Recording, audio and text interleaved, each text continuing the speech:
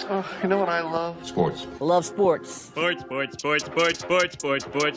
It comes to Texas A&M. Where are you getting this information? Let me tell you. Welcome to TexAgs. It's here. It's time. There's always a buzz in the air when you hit this moment. He is a guy that has gotten better and better and better. He's just got that dog in him.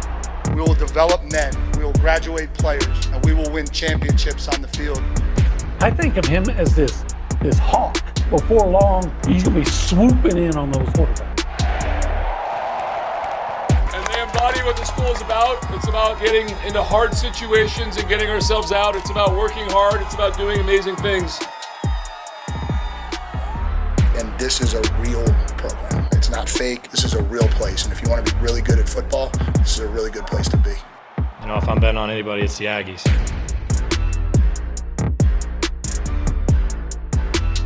Ultimately, what ended A&M baseball's season? Now, it might seem like an obvious answer because we've been talking about one particular subject line for most of the year. There's a couple other, co-stars in that. But when it came down to it, OB, the offense got done by the pitching on the other side. And great pitching oftentimes will end great offense, oftentimes. This team was the number one scoring team in the SEC, and they scored 4 runs in their last 2 games. Yeah. And pitching was definitely good enough to win yesterday. Yeah. Clayton Freshcorn, great applause when he left, deservedly so. Probably never should have been put out there to throw 101 pitches. He had thrown 60. The most he'd thrown all year was 69 in 5 innings against Ole Miss. So you're putting another third on that. I get it. Maybe you obviously don't feel confident with anybody else, and that makes sense. But man, you asked so much of that young man. But I think the top 3 of your order was 1 of 11. Yeah, and maybe the top 5 of your order was like 2 of 18 or something like that. Look, when you get, by the way, that pitcher gave up 5 runs, I think it was him, to Texas State. And you scored 4 in 2 games. Your big name players, your star players got to be stars in the big games, in the biggest games. And quite frankly, they let you down. I mean, I know hitting a baseball is the hardest thing to do in sports, right? Yep. But, take a round ball, hit it squarely. But the guys from USC seemed just a lot more disciplined at the plate, had better pitch selection to swing on, and A&M looked like they were flailing. They were an offensive juggernaut after that first game loss to Texas State. After that, they were just scoring runs left and right, and they manufactured runs. They got the big hits when they needed to get the big hits. I didn't have a problem with Clayton Freshcorn staying as long as he did until the home run. Like at that point, when you've got 2 guys on, now I would have probably taken him out earlier, yes, but he was okay, right? They were down 2-1, but when you get to the century mark and you haven't done it at all, and your numbers over the years this year, what was the most he threw in a game was 60? 69 against Ole Miss, yeah. So going 30 plus more pitches, that's a lot to ask for. But 5 runs is enough to, this offense routinely was scoring 8, 9, 10 runs a game. Yeah, until you needed them to. I mean, really needed it. Yeah. Again, that's 2 games in a row that they, that they just didn't produce, not at a high level. So again, you say, well, look, I get it. It's hard to do. They're trying hard. I get all that. But, you got to find a way to produce. And I think when I knew that they were going to lose and they still had the lead. Oh, you're talking about the play at home? Oh no, that was malpractice. That was called momentum malpractice as well, because from that point on, different game. Yeah, that never should have happened. You had 2 outs, but you'd had the bases loaded and Bear Harrison. He had a home run, and he's the one guy in the lineup that I'm sure Richard and Brauninger would be able to say, no, you're wrong on this, okay? But it just seems to me he's the one guy in the lineup that can actually tell if it's a ball or a strike. Now, we're allowed to have opinions too. But theirs is just more educated on baseball than mine because they actually cover the team on it. You're looking at it differently when you're covering as opposed to as a fan. No, I'm talking about. I think it was 1-1 at the time. A&M might have still been ahead, but I think it was 1-1. And Bear Harrison gets hit like he is prone to do. He gets hit more than anybody. Kellner bunts, so you got him on second. I think USC had played small ball earlier, and I've got Grahovic and Sorrell, my two best players, the guys that are high draft picks coming up against a pitcher that threw 89 pitches just on Friday, and now he's thrown another 40, and I'm thinking, okay, here it comes. And Grahovic strikes out, and Sorrell grounds out weakly, and I'm thinking they're not going to win this game. No. So, okay, let's look micro and macro. What ended A&M's season? Their inability to bunch hits. Well, I want to say bunch hits together, but get hits. I mean, it was an offensive power outage in the last two games. Yeah. Now the one before this, you got mauled, so I didn't expect them to score 20 runs or however much, 14, whatever. But Clayton Freshcorn pitched not just well enough, but he pitched. It was great to a degree that you could win. He put you in a position to win the game. He was so good, and I get it. Early's at his point, he's starting to tire. He walks a guy, gives up a hit. You can tell it's obvious he's starting to tire. But I can see both sides to the argument. I had people around me because I was at the game. They're saying, okay, he needs to take him out. He needs to take him out. And who are you going to take him out for? Right. But then he gives up the 3-run homer. I'm not blaming Freshcorn on that. He's up to 100 pitches. No, look, USC played great defense. They had great pitching, and they had great offense. They were the better team. They were. You hit the ball in the infield. Those guys made plays, unlike sometimes A&M butchered some this week. Yeah, it's so for this weekend, they started off on such a great foot, right? Well, actually, they started off on a bad foot, but they figured it out, right? They win that game against Lamar. USC loses. You're in prime position, buddy. You're great, right? And then you destroy Texas State after a kind of a rough start as well. But you get to chill. And USC from that point on just double digits, wins games, big hits, big pitching. Like, they were fantastic. But if you look at the whole season, I'm not going to blame injuries, although injuries plays a part. Okay, absolutely. Aiden Sims not pitching plays a part in this weekend, right? But you still had to get hit, still had to get runs. Yes, again, Freshcorn came in, he pitched well enough for you to win. Weston Moss was great this weekend. He was. Clayton Freshcorn played great, right? So, but Aiden Sims makes a difference in the last 3 weeks of the season, in my opinion, no doubt. But I'm not going to blame the failures or the lack of advancing on Aiden Sims' injury. I'll blame it on the offense. But overall, the overarching theme, you did have some injuries, sure. But your pitching staff, I think this team won more games than they should have based on their pitching this season. So I think they overperformed not only their expectations, but their pitching capabilities. That being said, I got used to winning with that pitching staff. Well, I think they did what teams will do. They overperformed from their preseason expectations. Sure. However, once you establish that you're a good team during the year, expectations changed. The volleyball team. Yeah. No one expected them going into the season to win a national championship. You knew you could be good. Right. Because they were good the year before. But you knew they were going to be good. Nobody except that locker room. But national champion. Well, Yeah. I'm talking about the people. Yeah. And then you watch a team that gets hot and their star players play like star players Yep. in big games. Yep. A&M just didn't. And you can say, well, the pitching was great. I'll tell you this. I think a big factor is USC did not help A&M in that, like, in Texas State, it was still a game, and then Grahovic struck out.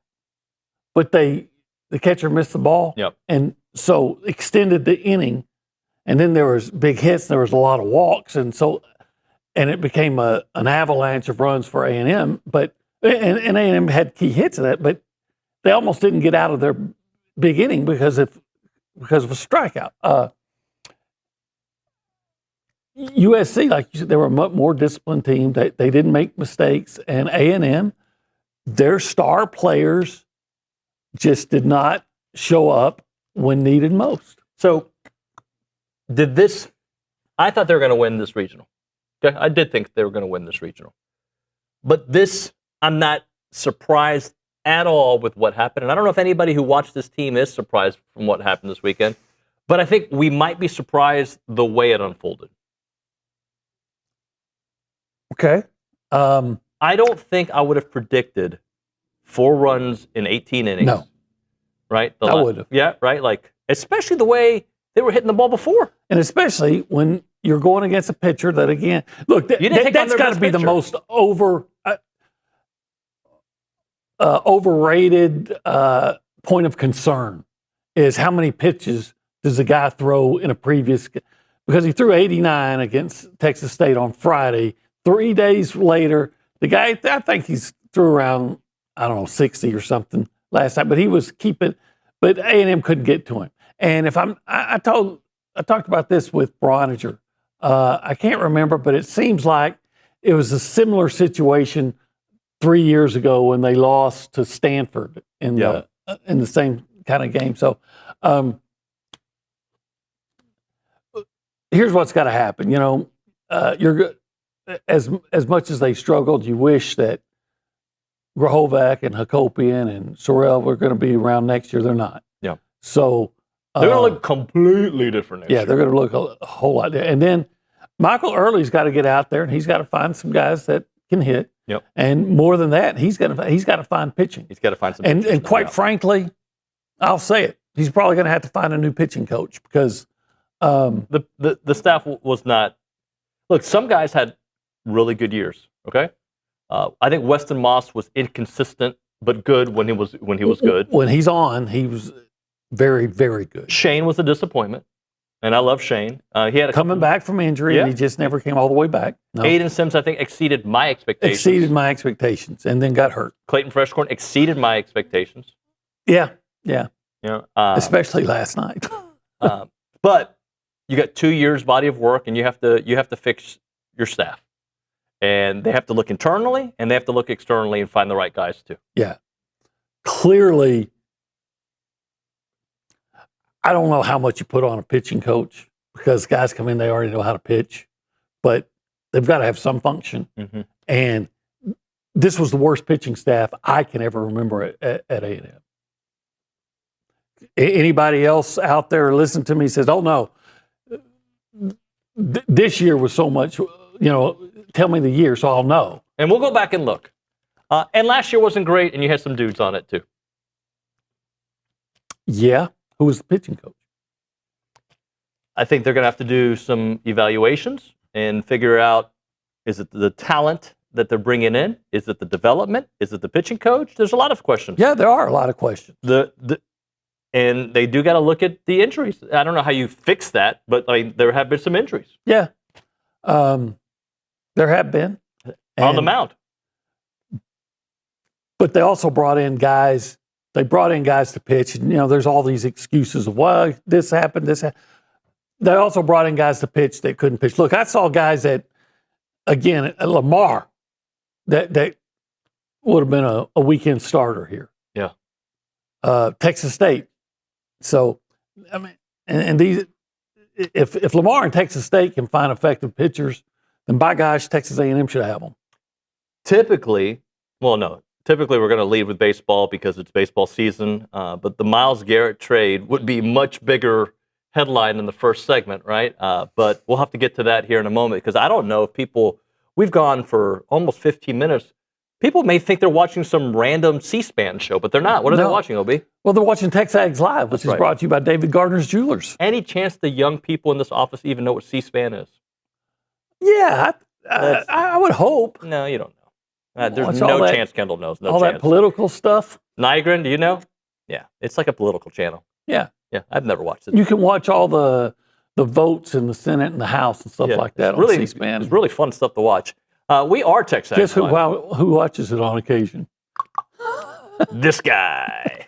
We're presented by David Gardner's Jewelers. Yeah. You've probably watched it before. Yeah, want to see how the price of diamonds are going and things like that. They're going down at David Gardner's Jewelers. I bet you the Raw Insurance guys have watched it once or twice. Well, heck yeah, because the insurance rates have been bouncing around. But yeah, Jason, Jackson, Keith, Morgan, and the boy, they're probably watching it right now. Hey, Keith will text me. He wants to go to lunch this week, so we have to make that happen. This is the Rollo Insurance Studio, by the way. Currently, we're hanging out at the Holistic Planning Cool Zone. Thank you for finishing that. Yeah, it's cool here, isn't it? Yeah, it's pretty cool. Even though I'm kind of hot under the collar after last night, so I needed to get in a cool zone. Somebody, I think it was James Ellis, mentioned your shirt, said it looked like you're going to the club. I'm actually going to an important meeting up in Waco today. Okay. Yeah. I think I know. Yeah. I think I know where you're going. I've been honored to be on the selection committee of the Texas Sports Hall of Fame. Okay. So we got a meeting today. Awesome. What else do we have going on? Oh, if this hour has a name, we give this hour a name. This hour is called the Go Hour. Presented by the who? Warehouse at CC Creations. Took a minute. Let's go to our 12th spot, and this is, if you want to call us, it's the Buffy's Catering and Bartending Hotline, 979-693-1150. If you text that number, though, we flip the name and we call it the Catalyst Pure Performance Energy Text Line, PPE. 979-693-1150. We're going to go around the room. We go left to right. We go to a C-SPAN watcher himself, Reese Nygren. Yeah, I don't really go to the C-SPAN meetings, but to each their own, I guess. Yeah, the meetings are quite boring, to be honest with you. There's a lot of voting going on, though. Yeah.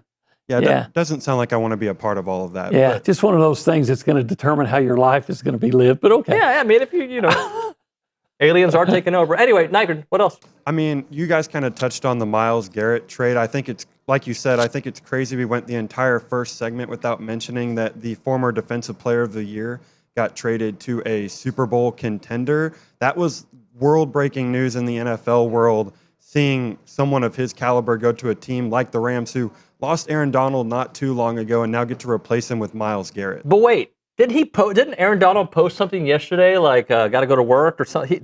There was a post that, like, is he saying something? I think you might have gotten duped there. I get duped weekly.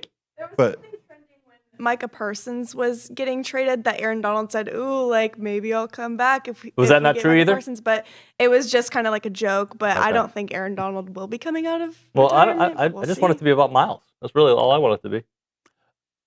I'm happy for Myles. Yeah, I am, because he's played at a Hall of Fame level, and but he's toiled away in Cleveland. Mm-hmm. That's a bad team, and probably always going to be a bad team. Kind of hope they are. And yeah, I don't have necessarily any issues with Cleveland per se. No. The city's fine. I've been there, but Deshaun's there, so I like when they lose. They got yeah. Okay. I did too. I like when Is he still there? He's still there, and they're saying he might be the starting quarterback. He hasn't.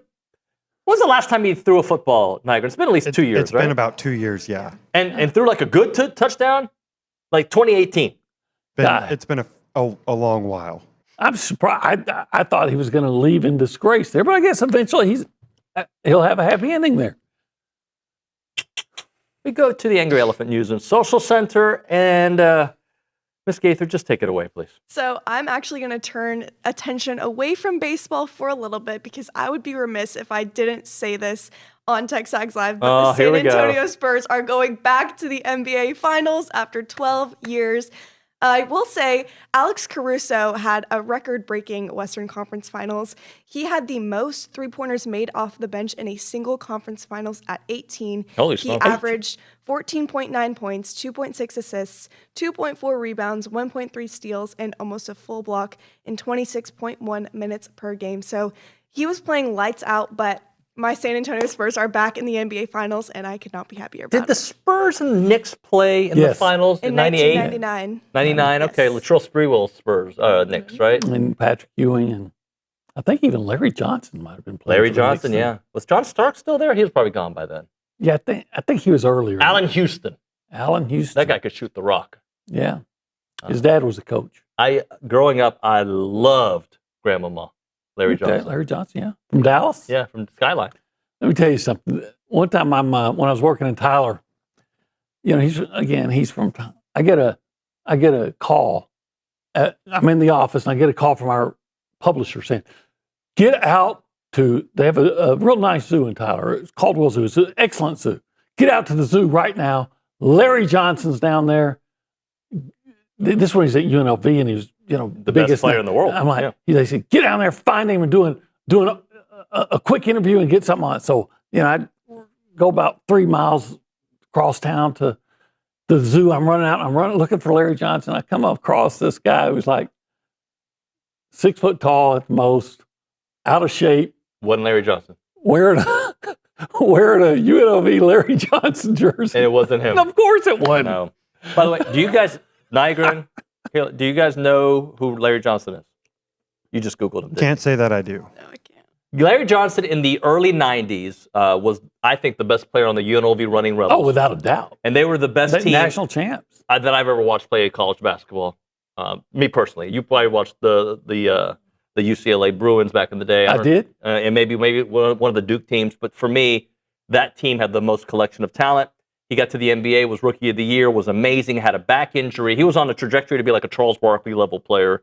Back injury. He had to kind of do his career, became more of a three-point shooter and like a aging veteran for teams. He wasn't the same player he was early on when he was with the Hornets.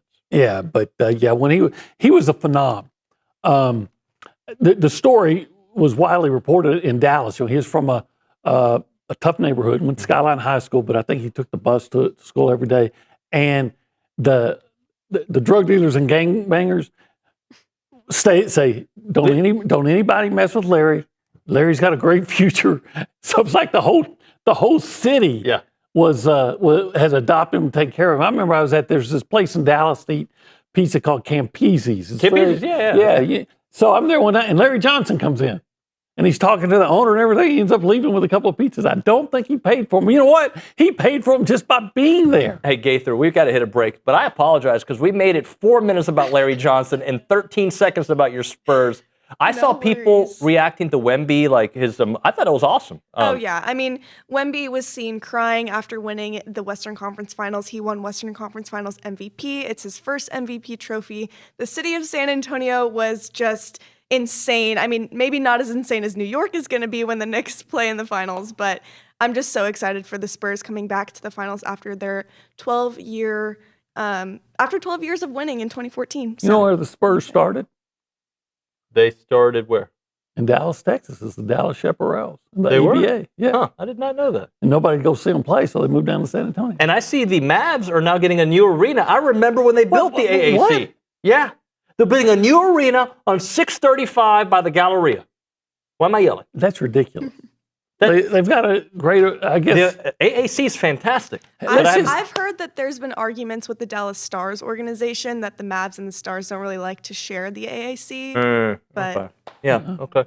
Whatever. I guess, there's infinite money from the taxpayers that you can take and let them build you an arena that you don't need. All right, OB, you get to take, I don't know, one of the Knicks players, Jalen Brunson, and you get to take Wemby to lunch. Okay, I'll take Wemby. You got to take them both. You got to talk it out. Okay. Yeah, you're like, hey guys, we want this to be a clean series. Yada yada yada. What are you ordering for them? I'm saying, okay. Wemby needs some protein, bro. Here we're gonna. We gotta have protein. Yeah. Is it before the night before the game? Or? Let's go 2 nights before, okay, so they can really digest. All right. So I'm gonna say, look, you got to have some of this succulent brisket. Mm-hmm. And at $17.75, by the way. At $17.75. You got to have it.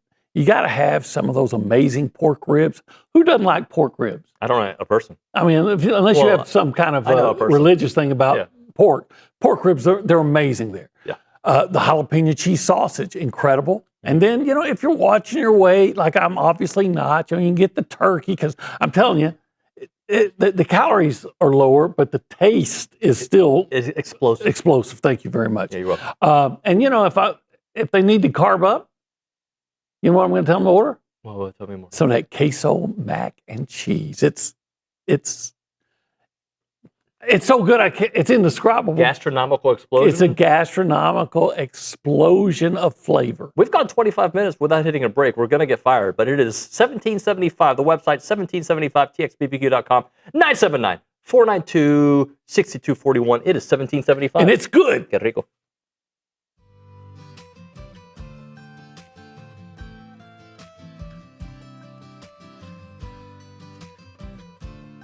Hey guys, David Nuño here to talk about our new partners with EventPipe. They are a leader in hotel booking technology, and now they're giving you a chance to support Aggie student athletes every time that you travel.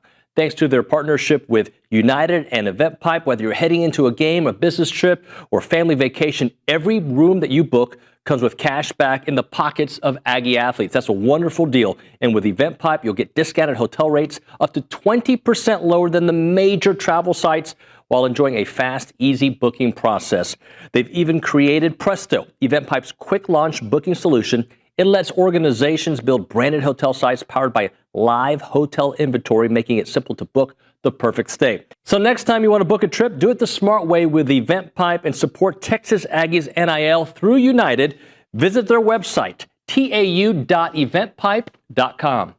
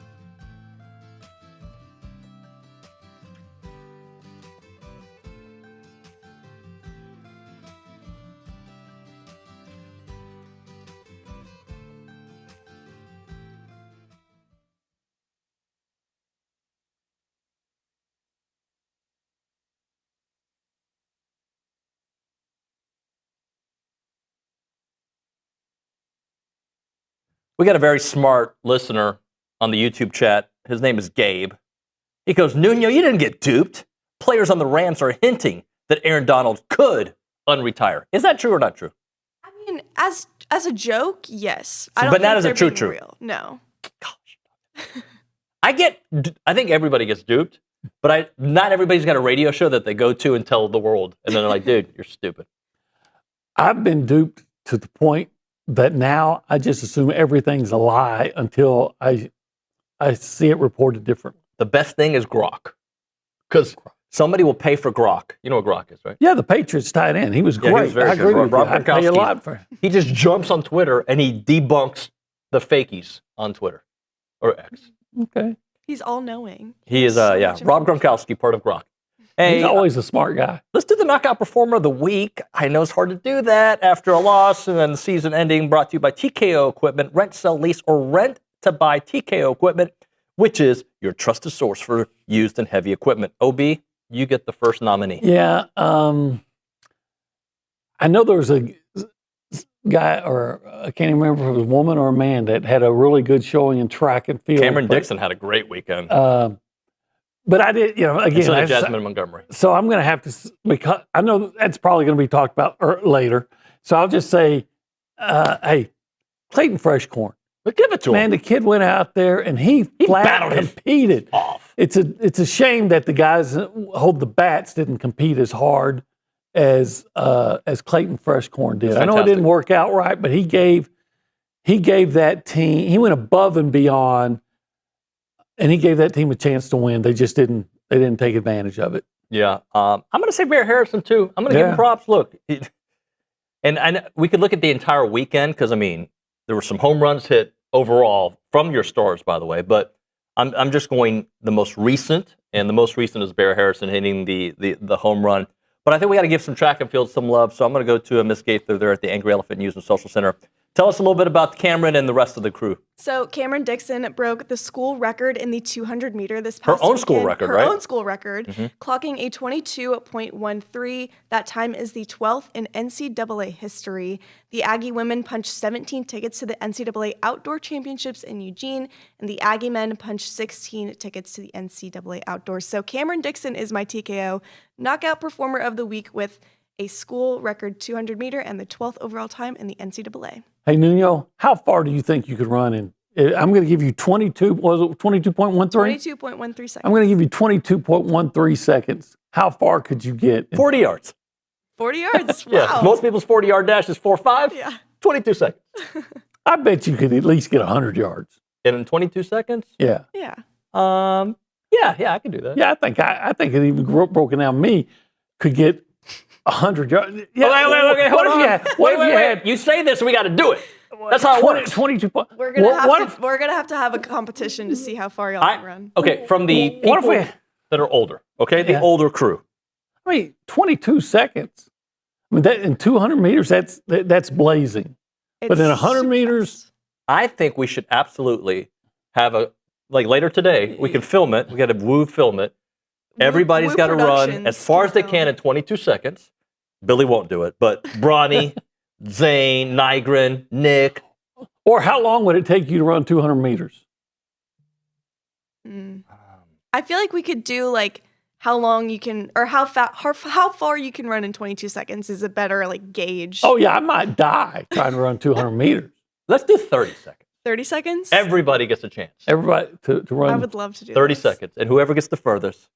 I don't know how I'm going to fare against... No. Former athletes or current athletes don't play. Yeah, okay. And if you're in college, you don't play. If you're an elite athlete, elite women's athlete, but track is not your number one sport, how far do you think they could run in 22.13 seconds? Probably about... I'm looking at our national champion right now. 190 meters? Kendall Stowers is going to be working with us. She's here in studio. That girl can, I'm going to just, she demolishes all. Oh, no doubt. 190 meters? Yeah, maybe. You know what? I bet her brother could run it. Yeah. But I think we should do this. And if you might need you have a meeting. Is your brother going to, is he with the Eagles now? I can't root for him. But I can. I can't root for him. Let's hit a break, shall we? And get back on track. All right. Maybe talk some football or more baseball. What do you want to talk about in the next segment? anything but the Philadelphia Eagles. All right. Full Eagles talk. I want everybody to call the show at 979-693-1150. Die, Eagles, die. That's a bit aggressive. Yeah, I'm an aggressive guy.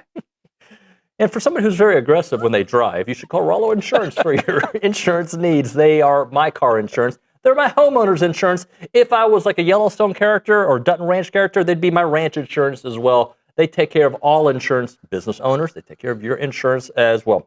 Whether it's home, auto, business, or ranch, start a relationship with experts who put you first. Your agent becomes familiar with your specific situation, and they provide a customized protection that mass market insurers simply cannot match. What you need to do is check out the website, rolloinsurance.com/TexAgs. That's rolloinsurance.com/TexAgs. Or call them up, 888-44-ROLLO. That is 888-44-ROLLO.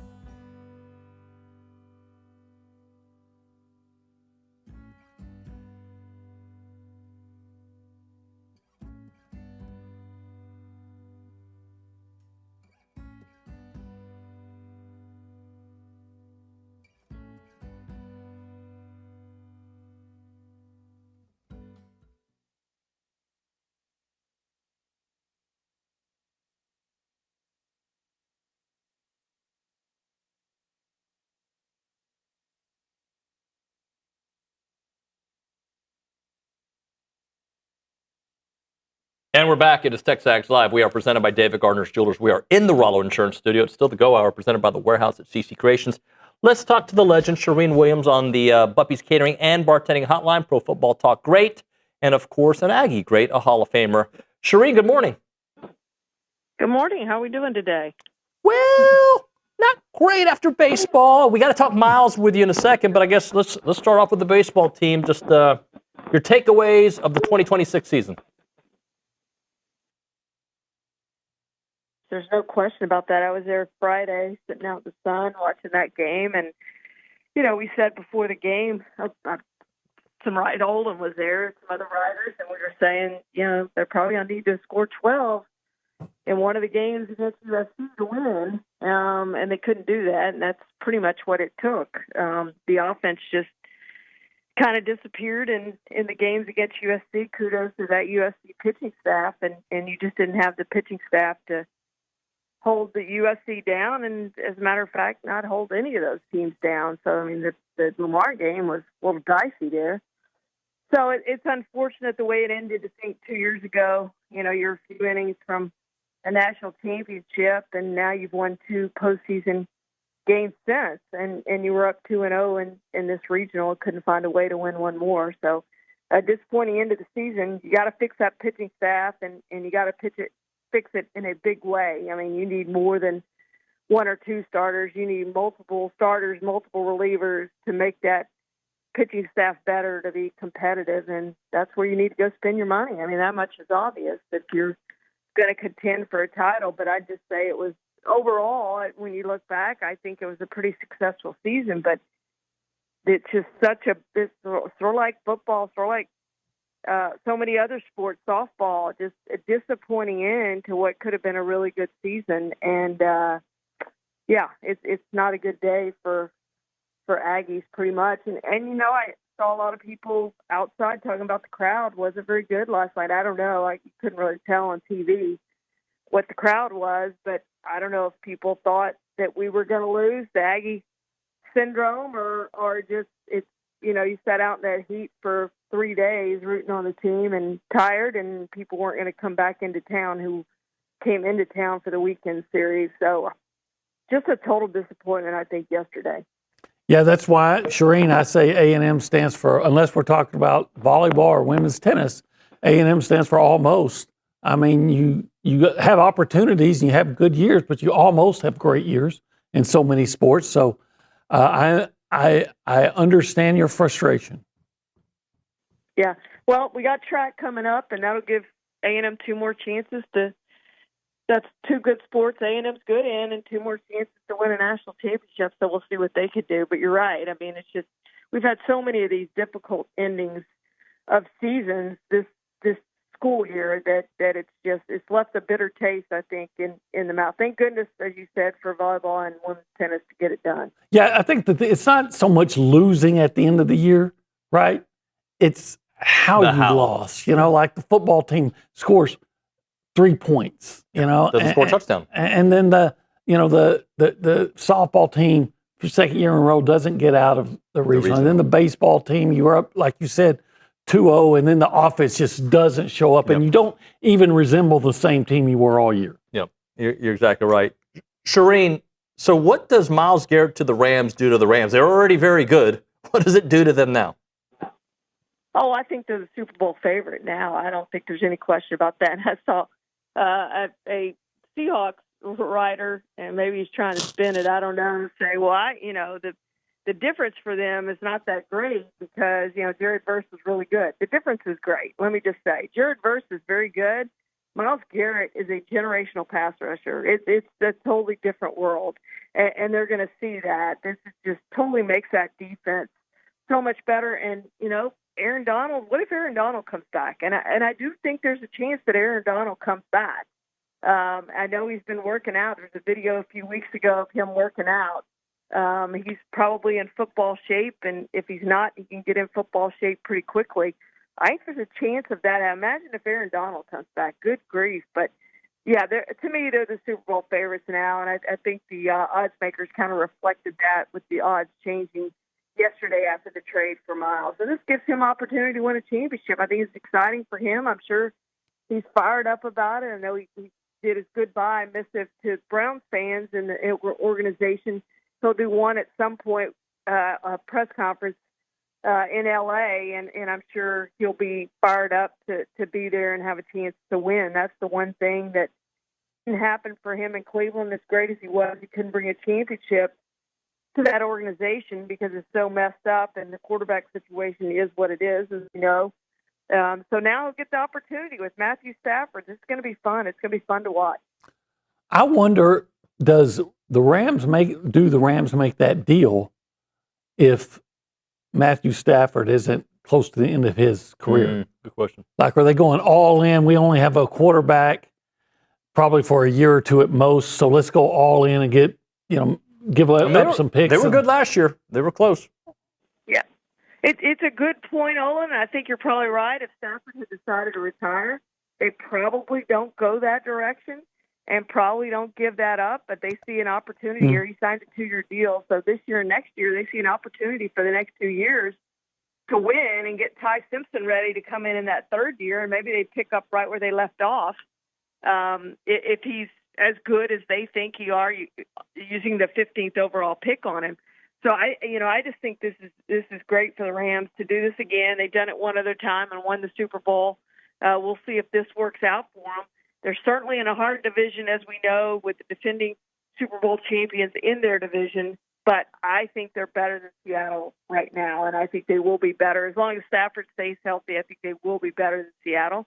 And I think they'll be the best team in the NFL. And then it's just a matter of, as we just talked about, getting it done in the postseason. Can you get it done in the postseason? The regular season gets you there, but it's pretty meaningless unless you can get it done in the postseason, and we'll see if they can do that. But this is the one thing really that Miles wanted and lacked in his career. For every great thing that he's done, he wanted a championship, and I think he thought he needed a championship, and this gives him opportunity to do that over the next 2 years at least. What kind of stir do you think Miles is going to make walking along with no shirt on the beach? And, with a cowboy hat on? In Malibu. I'd like to hang out with him. Me and him walking around. Both of you shirtless, yeah. Yeah, I think that would be a good look. My big nasty gut and his chiseled body. Charean, I think you've kind of answered this because you have put the Rams as your Super Bowl favorite, but which is the bigger deal? Is it Miles going to Los Angeles or A.J. Brown going to the Patriots, who were in the Super Bowl, but they've also obviously had a very tumultuous offseason? Oh, I don't think there's any doubt it's Miles going to the Rams. A.J. Brown was a nice addition, but, he had the injuries last year. I think there's a little bit of question about how that knee's going to hold up going forward long term. He does, he is the number one receiver in New England. There's no question about that. But Miles is just, as I said, he's a generational pass rusher, and in the likes of which we haven't seen in a long time. So, I just think he's just going to make that defense so much better. And what I was going to say a while ago is just think about how few national games the Browns played. A lot of people really haven't seen Myles Garrett play. They've seen highlights. They haven't seen full games of him play. And you think about how few games they've been on nationally. People are going to get an opportunity here to see Myles Garrett almost every single week nationally. And that's going to be fun, I think, for everybody to get an opportunity to see really how good he is. And again, there's not many of these guys who played in the NFL who've done this. You probably name them on one hand. I think he's already in that class of probably top 5 pass rushers in NFL history. Charean, we appreciate it. Thank you so much. We'll talk to you next week. Thank you, guys. Charean Williams on the Buppy's Catering and Bartending Hotline. We'll hit a break, come back with a short final segment for the Go Hour before we start the 9 o'clock. When it comes to preserving your farm or your ranch's legacy, it's not about taking pictures and, just sharing them on social media. It's about actually capturing the essence of your land, what your operation was built on, and then sharing that with the future generations that will inherit it. Chance McClain and his team at Heritage Films does that with these 2-hour documentaries that they do for families. So, they'll do it for your family ranch. They'll do it for your family business. They'll do it for your dad, your mom, your uncle, whoever it may be. Because everybody's got a story, and Chance is a wizard at telling people's family story and passing it on to the future generations. And when you work together as a family, you will feel very empowered. It will be emotional. It'll be great. I've done it with a family a couple years back. You should absolutely do it. Check out the website, yourheritagefilm.com. That is yourheritagefilm.com, 713-893-8341, 713-893-8341. It's Heritage Films.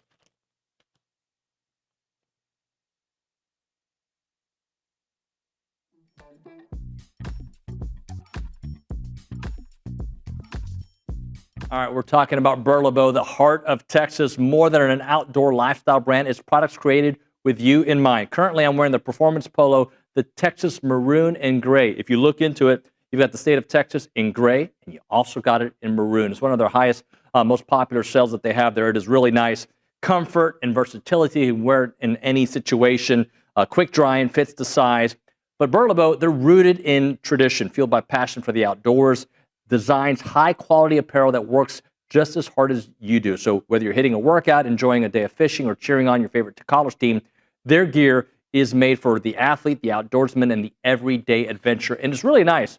I wore this one to church the other day. People talked about it. Really, my kids were like, yeah, Dad, you look pretty good today. From athletic shorts to your favorite go-to tees and performance hoodies, they have everything you want. Check out burlebo.com and find your new favorite gear. It's Burlebo for the athlete, for the outdoors, and for the family.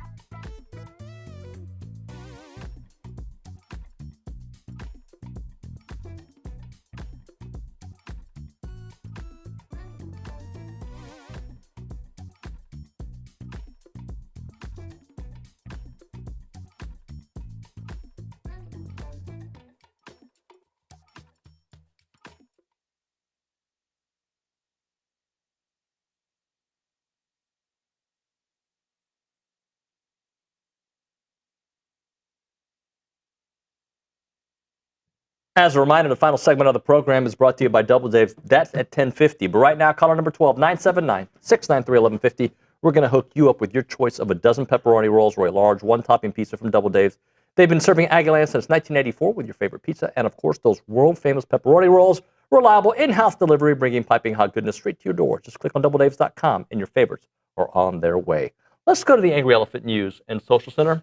Let's do. Kayla Gaither is there. What do you want to close out the hour with, Kayla?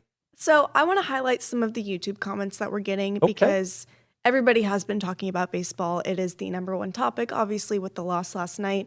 I just want to say that a lot of people are asking if what's going to happen to this coaching staff, if Early is going to get demoted, if he's going to get fired, what's going to happen. Early?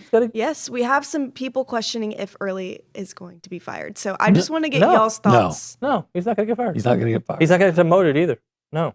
I mean, you have to fire him pretty much to demote him. He's not going to go back to being.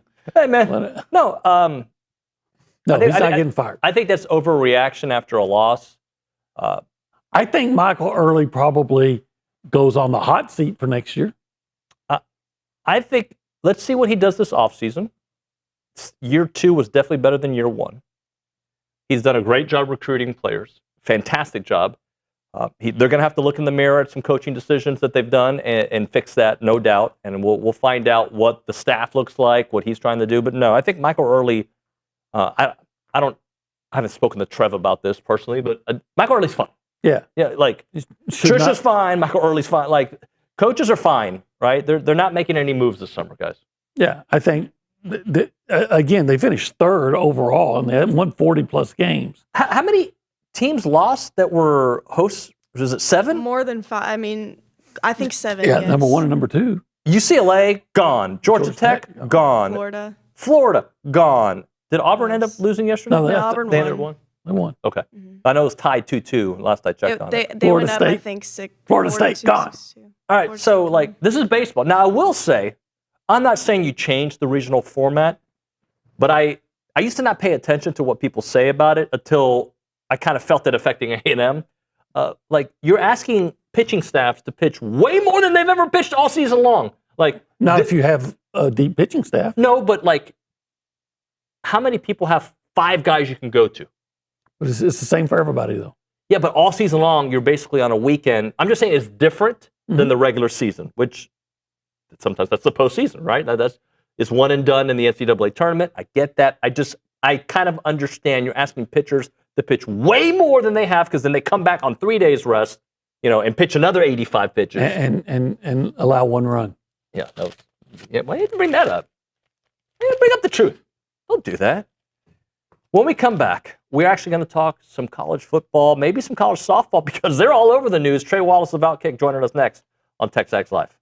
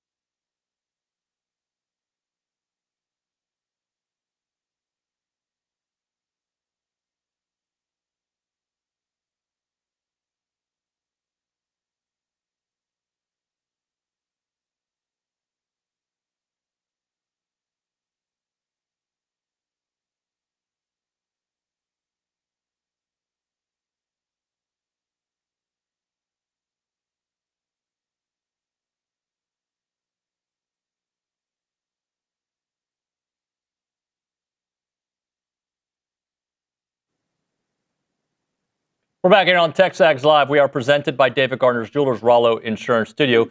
Before we go to Trey Wallace, and I'm sure Trey and I can chit-chat about this here in a moment from Outkick. Somebody, what was the comment? TexAgs loves mediocre coaches because we're not mean. Yeah, somebody said TexAgs loves. You said that Trisha Ford shouldn't be in the hot seat or Mike Early shouldn't be fired. I don't even think that's what I said. But what I do think, I don't think they should be. I think what I said, because the question was, will they? Right? And I said, no, they're not going to get fired. No. Right. It was more about Early than it was about Trisha. I just brought her into the conversation. But, and then there was somebody who followed up, it's okay to be critical of coaches.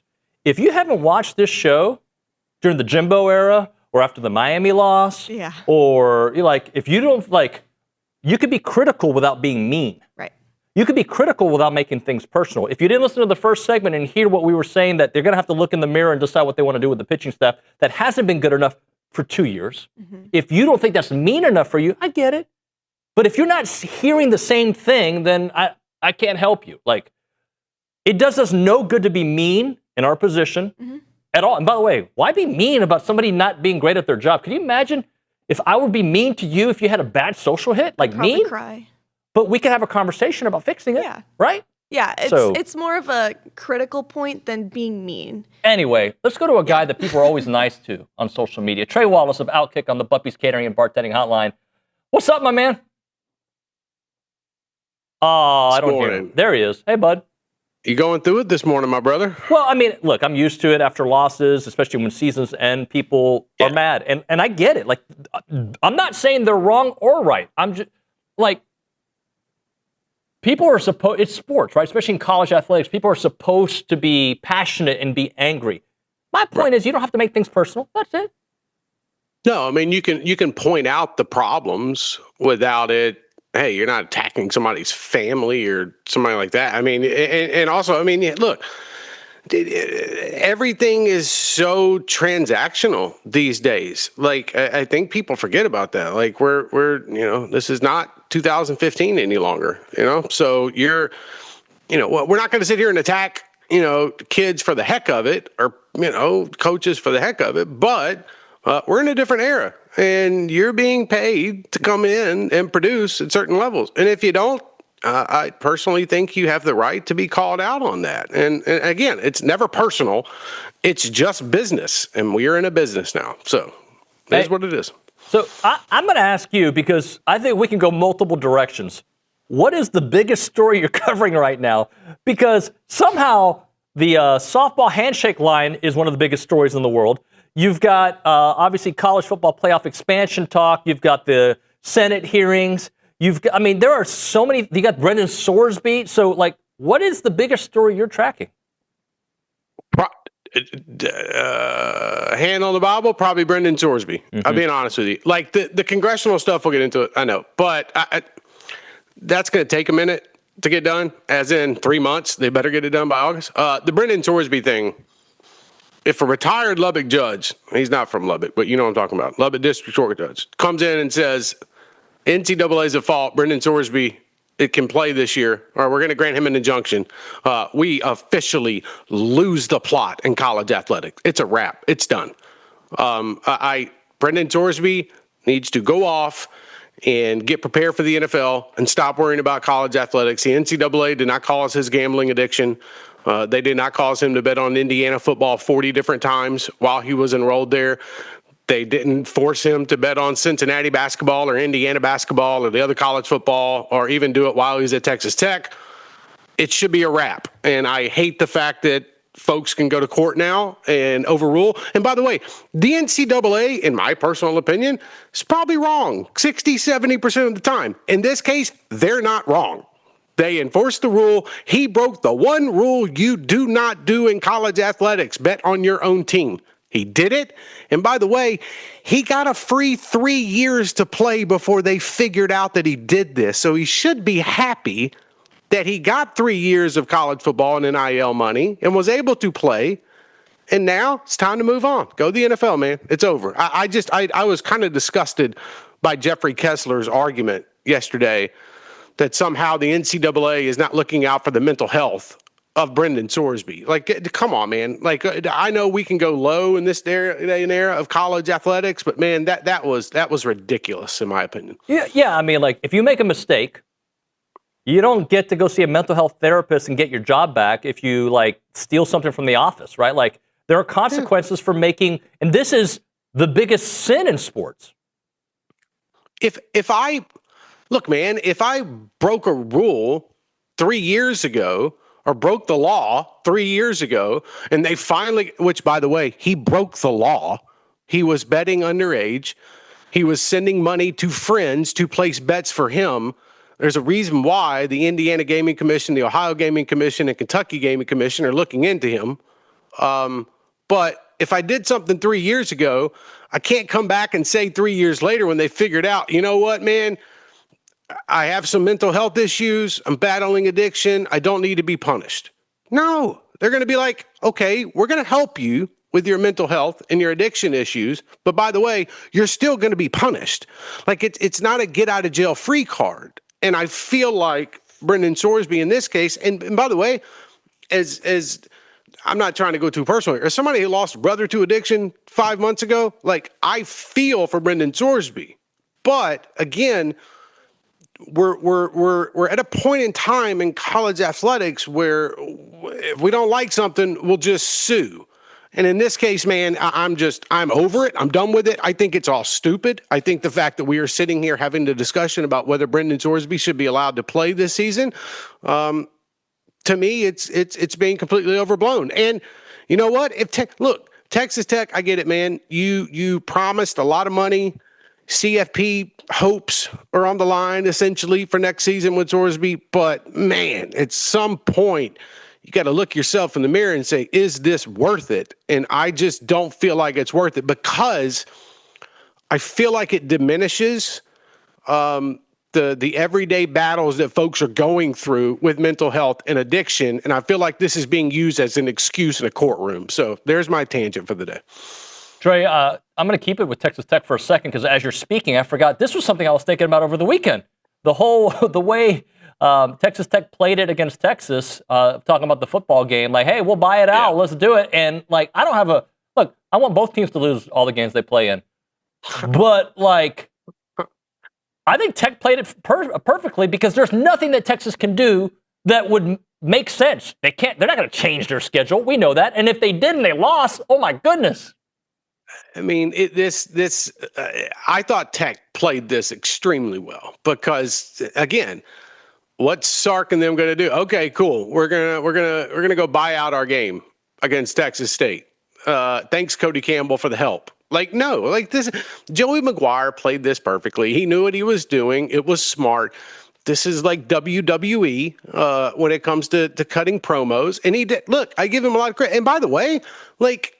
His team was called out, so I don't blame him for going off on Texas. Now, do I think it was like a little bit far by saying, hey, you know, we'll get out of our games against Abilene Christian and whatnot. We'll play this upcoming season. I mean, sure, but why not? I mean, it doesn't hurt anything. And now Texas is sitting here like, and by the way, like Texas doesn't really care at the end of the day about this, but they do look kind of bad.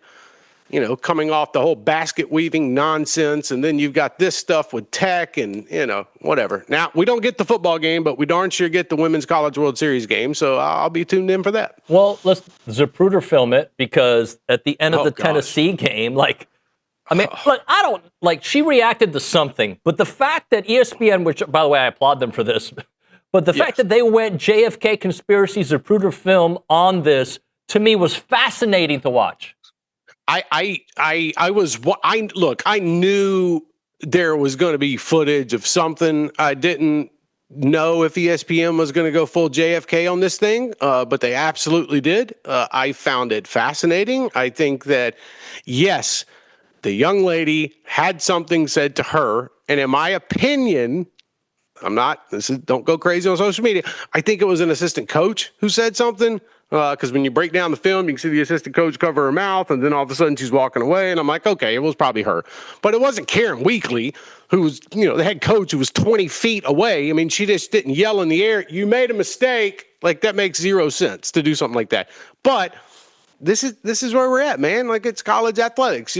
Crazy stuff happens. And by the way, like, I can't, like, in the grand scheme of things, I can't say, like, I blame Tennessee in this case, because she was obviously tampered with last year. And I'm not going to act like I'm some college softball expert reporter, but this makes for good television. And then what happens? Texas Tech is playing for a national championship now against Texas. So, I mean, it just, ESPN got what they wanted.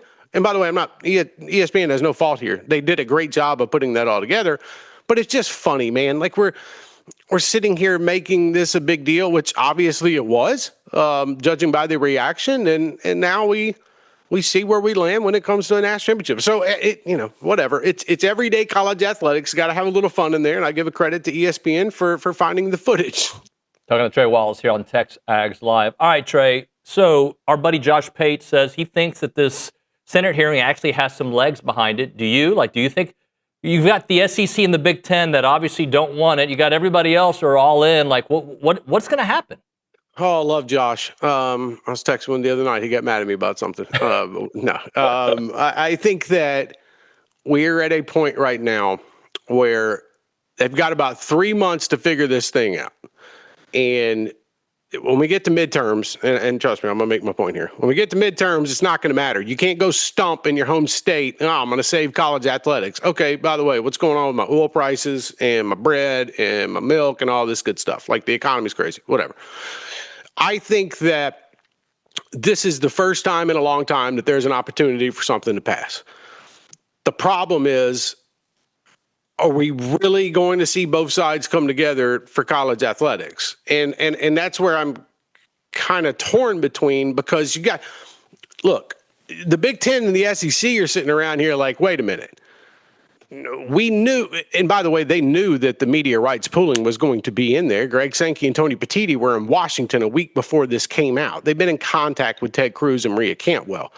I think that where we're at is, when you have this hearing that they're going to have on Wednesday, there's a reason why they're bringing Nick Saban up, Notre Dame athletic director, Pac-12 athletic commissioner. You bring one player in. Congratulations, you brought one player in to discuss this.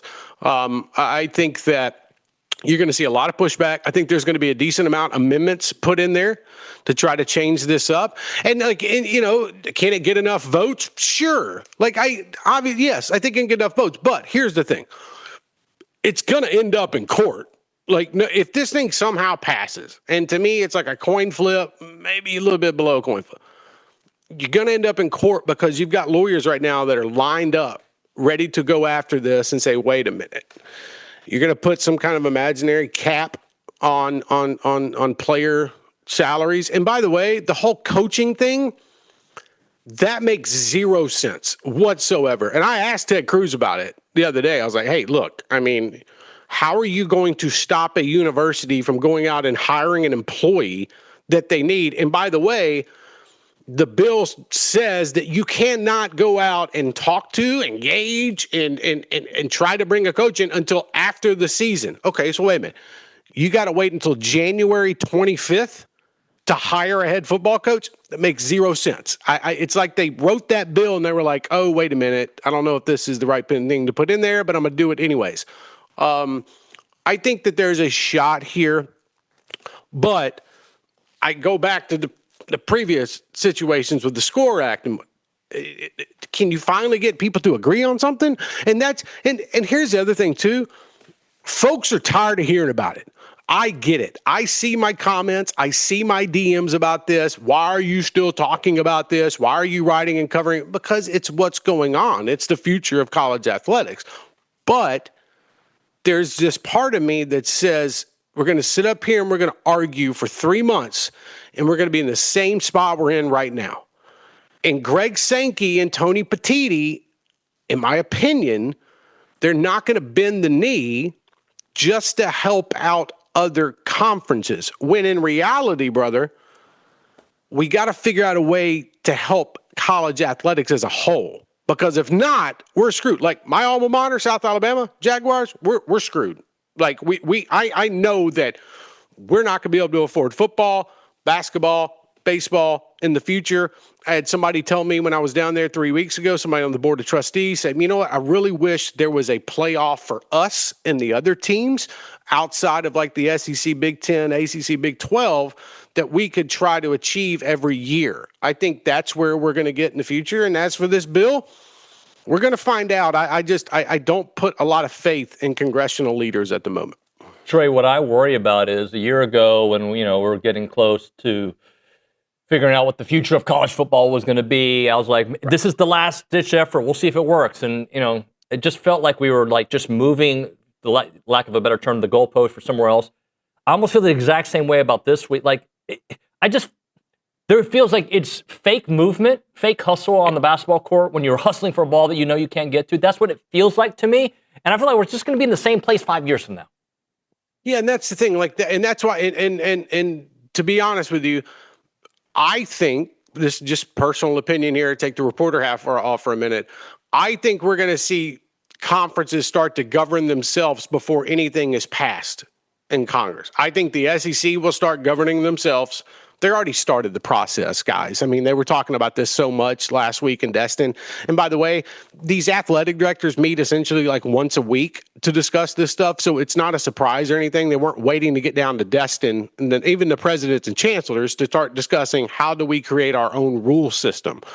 I think there's a better chance, in my opinion, that you would see that happening before you would see something passed, because that, like, if they pass a bill, you know how long it takes to get that into action? Who's governing this stuff at the federal level? Like, you're just handing the NCAA power. Well, guess what that leads to? Court cases. So I just feel like right now there's a better opportunity for Greg Sankey, Tony Petitti, who, by the way, work for the presidents and chancellors in the conference. Like, I think sometimes that gets lost. Greg Sankey and Tony Petitti aren't making the decision on this. It's the people that they work for that are making the decision on this. And that's why I think we end up governing more so than the actual government. Trey, what's going to happen with the playoff expansion? Like I know none of us really know, but the SEC wants this, the Big Ten wants this, everybody wants that. We're going to get a change this summer, right? Some kind of. It's not going to stay. Is it going to stay at 12? The meetings in June in Denver this month are very important. I think this week, probably maybe next week at the latest, you're going to see these conferences start getting the numbers. And when I say numbers, how much money can they make potentially if they expand this thing to 24? What I could see happening, and this is just one option, by the way, is you roll to 16 for, let's just say, 3 years, then you go to 24. But there's a lot of people out there, even inside the Southeastern Conference, these presidents and chancellors and ADs, David, that are saying, no, let's just go to 24. Let's get it over with, bite the bullet, be done, and create more revenue.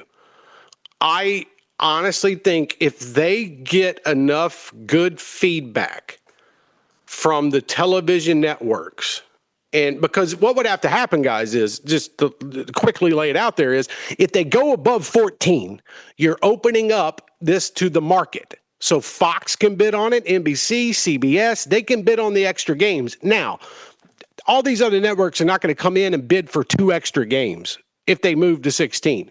The big thing is if you move to 24. I mean, I'm not going to sit here and lie.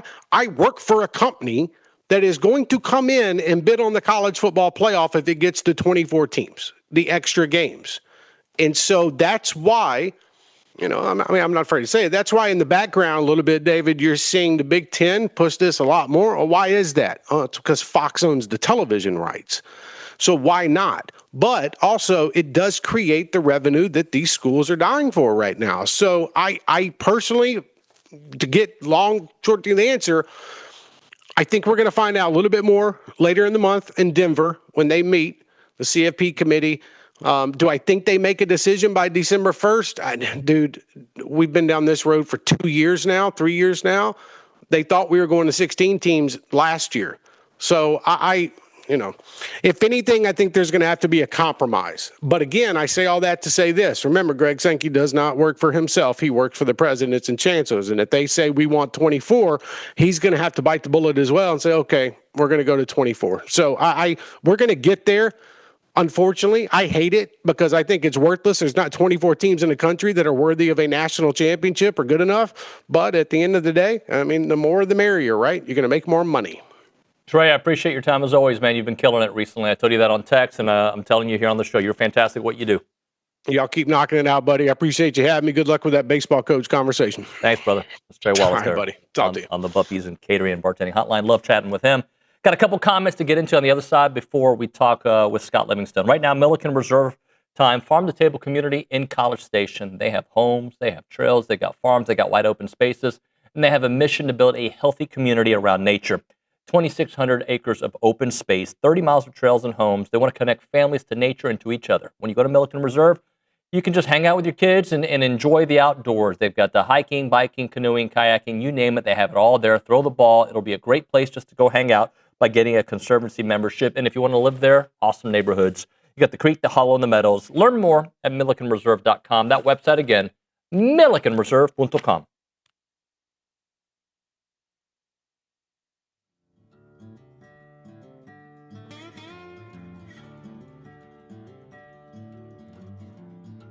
I wish I had Olin here for it because he loves energy drinks. Catalyst Citrus Spark. This is one of the new flavors out there. Whether you're grinding through workouts, cramming for a test, or closing in on a deal, or getting ready for TexAgs Live, you never know, right? Fast becoming the go-to fuel for Aggies everywhere. Zero sugar. I'm all in for that.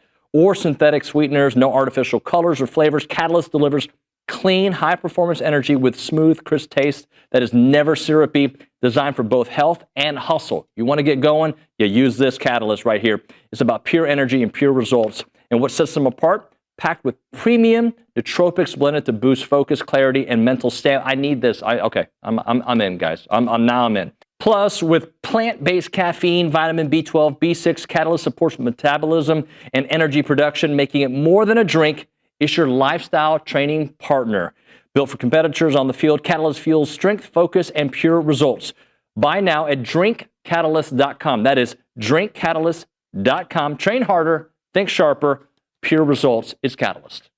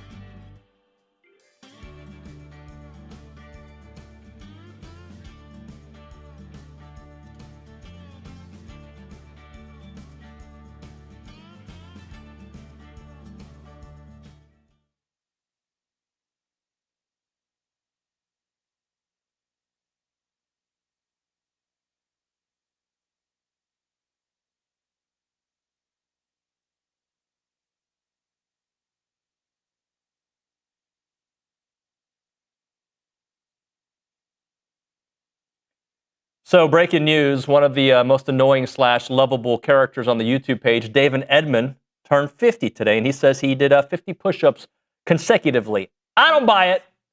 Never seen him, so I don't know what I mean, I think I've probably seen a picture somewhere, but I'm kidding. Happy birthday, David Edmond. I hope you enjoy your 50th, and make sure you go to the doctor afterwards to see if you're okay. Your heart handled that stress from the 50 push-ups. But we got angry people, Kayla. Very angry. We got people. and I don't necessarily disagree with opinions. I may disagree with the strategy. Mm-hmm. Okay, so I've said this since the beginning. I host TexAgs. I don't host PTI. I don't host the Nick Wright show. I don't host Stephen A. Smith versus the latest victim of the week. Mm-hmm. I don't do debate sports for Texas A&M because I don't think that is healthy. I don't think it's good. I think it's good for clicks, sure. I think it's the lowest form of journalism or broadcasting that there is. And by the way, some people are like, I think Stephen A. Smith is great at what he does. Mm-hmm. I think Skip Bayless is great at what he does. It's just not my style. Yeah. I came from the news world. So, like, I believe in opinions, yeah, but I don't have to be mean. Mm-hmm. I don't have to, and I don't think it helps us to be mean, but you can hopefully make a point without being mean. But there was a comment that caught my attention. I want you to read it. So Drundle in the YouTube chat said, "Come on, David. Going back 2 years ago, you were not critical enough of Wiggy," talking about Connor Wickman. Correct. Dude showed up stoned to most of his I press don't know about that. conferences, or maybe Okay. just acts like that. I don't know that. I didn't read that part of it. I probably wouldn't have to read that. You know why? Because I saw the good in Connor Wickman. Mm-hmm. I saw the 2 years prior before his injuries. I wanted to believe in Wiggy being the guy because I did believe in him. By the way, a lot of people believed in him. And some people jumped off. But you have to understand, a passionate fan base reacts immediately with emotion and then apologizes later. When people are evaluating this coaching staff, look, I'm not disagreeing. They've got to get better. Mm-hmm. By the way, we said that a year ago. I thought they might move on from Early a year ago. Mm-hmm. They did not. I am glad they didn't because I like Michael Early. Deal with it. I think he had a really good year. He had the team had a horrible finish offensively, even though pitching was a little bit better at the end. But they've got to look in the mirror and decide some real, who they want to be. The things I'll say about this team, other than last night when it matters, because I think we live in this championship or bust mentality, at least in the immediate aftermath. Yeah. People wanted to fire freaking Elko after losing to Miami. Oh, yeah. Just... The reaction 24 hours after something like this happens is always going to be inflammatory. And that's just the nature of this fan base. But I think you have to look at it with the full picture in mind. Well, here's the thing. We can all say similar things without, it does me no good to say, hey, fire this guy in freaking February. It does no good. When you ask me a question, do I think A&M is going to fire so-and-so, and I say no, why am I the victim here? I don't think so. Mm-hmm. Does that mean that we're okay? Look, we are not European soccer at Texas A&M, right, where they fire a coach for going second place. Maybe that's what you want to be, but we don't do that. It doesn't make sense financially, and also I think coaches are in a different stratosphere right now that it takes... With NIL, with the different rosters, with the transfer portal, it is a different kind of, I don't want to say herding cattle, I think that's disrespectful, but it is different how you build a team identity. Mm-hmm. This team baseball was significantly better than they were a year ago. They won more games than any of us expected.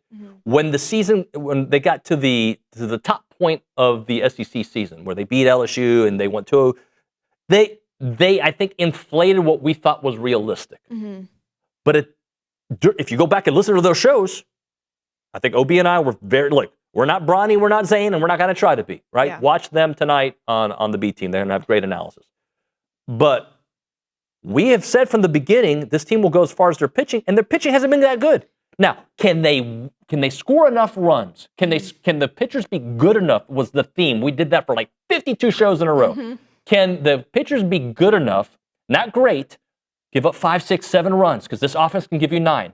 Unfortunately, they didn't score 9 in 2 games combined here. Right. I think just the hard part about it is knowing that this offense had so much potential, and seeing Fresh Corn go out there and give some more life to this team.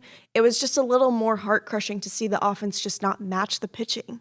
And we said it, like you said, 52 shows in a row, this pitching can take you so far. Yep. And what's really going to be the determining factor is just how far the pitching can take you. But just last night, it was just unfortunate that the offense just couldn't produce. And I think that's where the heartbreak is coming from. Well, and look, at the end of every year, like Billy tells us, like, things we got to get better at, right? And that doesn't necessarily mean firing people, right? Like, but I'm just saying, like, a business does that. I'm sure Jamie wins the national championship, Jamie Morrison, and I mean, he doesn't need to make staff changes, but like, he's got to, all right, this is my group of talent that I have to build. They're completely different than last year's team. What's going to be our identity? Michael Early this year had a different team than he had last year. Pitching staffs 2 years in a row, I think, have underperformed. Certain guys have not underperformed. But overall, the feeling has been underperformed. So they got to look in the mirror and figure that out. Offensively, what happened? Well, really good pitching from USC happened. Is that an excuse or just the facts? I think it's the facts. Was there something wrong with the game plan? Was there something wrong with their at-bat strategy? Those are questions that he's going to have to answer. I can't watch baseball the way Bronny can and tell you, oh, yeah, they were doing this. You know, 3 degrees to the left, they were, you know, I don't His see exit it velo was this, and that. To me, it's you either did it or you didn't, and they didn't. Now let's figure out the why behind it. But just because you didn't do it doesn't mean you blow it all up. I think this year was, I hope, a step in the right direction. I hope so, too. Year 3 is going to be a huge year for Coach Early. Yes, I fully agree. And I think just with the NIL era as well, like we were saying, this team is completely different from last year, and it's going to continue to be completely different with just the portal opening up and just new freshmen coming in. I mean, this team is going to look night and day from this year. So it'll be interesting. Hopefully that provides a little bit of background. We're going to talk to Scott Livingstone. I'm sure he'll have an opinion or two. He's covered the team all season long. He was at the regional this week, and Ball 5 Podcast. We'll talk to him on the other side. When it comes to your money and your peace of mind, it starts with that right team. I hope that right team is Aggie-owned Paragon Financial Advisors. They're an independent fiduciary firm serving clients all across Texas with no commissions, no sales pitches, just trusted advice tailored to you. They have a team of 18 professionals, including 9 CFPs, a CFA, and a CPA, and their expertise runs deep. At Paragon, credentials matter, and so does your future. Visit paragon-adv.com or call them up 979-693-3907 to schedule your free consultation today. It is Paragon Financial Advisors. Integrity, expertise, and trust. Paragon Financial Advisors.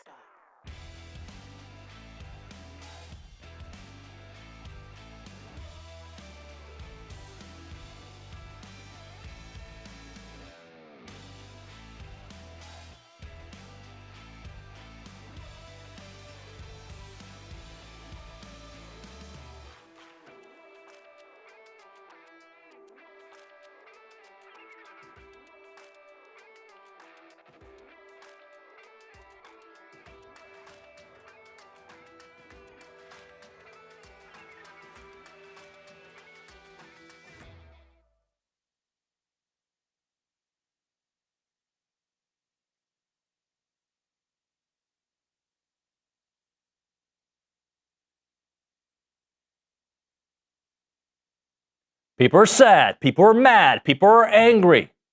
Scott Livingstone, let's see what he is on the Buppy's Catering and Bartending Hotline, former Aggie baseball player, obviously, Ball 5 podcast.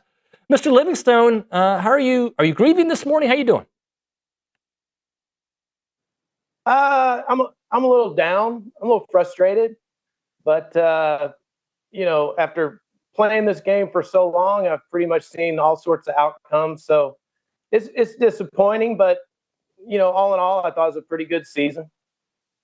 So after sleeping on it, what do you think is the biggest reason A&M's baseball season ended? And it may be an easy answer for many. You can, the pitching staff. But, I think in a regional setting, we saw other things happen as well. The overarching theme, I think, would be pitching. But if you were to kind of hit it from a macro and a micro perspective. Yeah, I know. I think when you talked to a couple other guests on, you asked them, what are you more worried about, the regional or the super regional? And a lot of them have picked the regional because of, the pitching and having the depth in the bullpen and stuff like that. And, it's tough to lose a Sims, but you also got to have other guys as well. It can't just be Sims. And so, yeah, the easy answer is pitching. We've always been a team known as sluggers, right? We can bang the ball around the ballpark. And unfortunately, it didn't happen. So, for me, yes, it's pitching. Pitching was the main thing because, like we always say, pitching beats good hitting. But, you got to give credit to the other pitchers, the other team. I mean, I didn't give them a lot of credit coming in, obviously. Honestly, when I looked at it, I was thinking that we had one of the easiest regionals. That was my own opinion. When I looked at numbers and stuff, which I don't like looking at numbers, but their pitching staff was it. They didn't hit, but then all of a sudden they hit. Kind of like Auburn, the bottom of their lineup wasn't supposed to hit, and they hit. So it just goes in cycles. So I think it's a little bit of everything. And to look at USC especially, I played against Andy Stankiewicz, I believe, when he was with the Yankees and with Houston. And he, that was his team. That was, how many times have you seen a fake bunt slash in college baseball? It's just crazy. So, I think it was just a little bit of everything. It was tough. It was tough to swallow, but the guys, it's a group of guys, and I just want the best for them. Talking to Scott Livingstone here on TexAgs Live. All right, Scott, so today Michael Early is in his office. He's figuring out what the offseason looks like. Obviously, the portal's going to be a huge deal. But when he looks in the mirror and tries to fix some of the issues that we saw this year, where do you think he starts?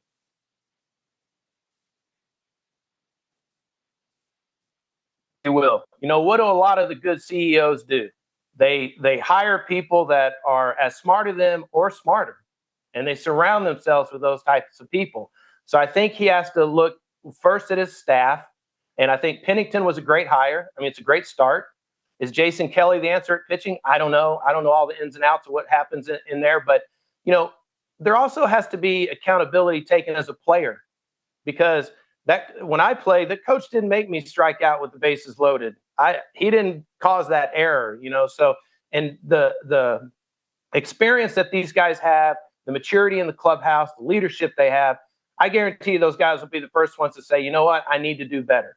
Just like when you talk to Coach Early and he says, we need to coach them better. The player has to have some accountability too. And especially it's in this NIL time, players getting paid, things are expected of them. So, like I said, the leadership that they have, I believe, would take accountability and wouldn't shy away from it and go, you know what, I should have been better at that point.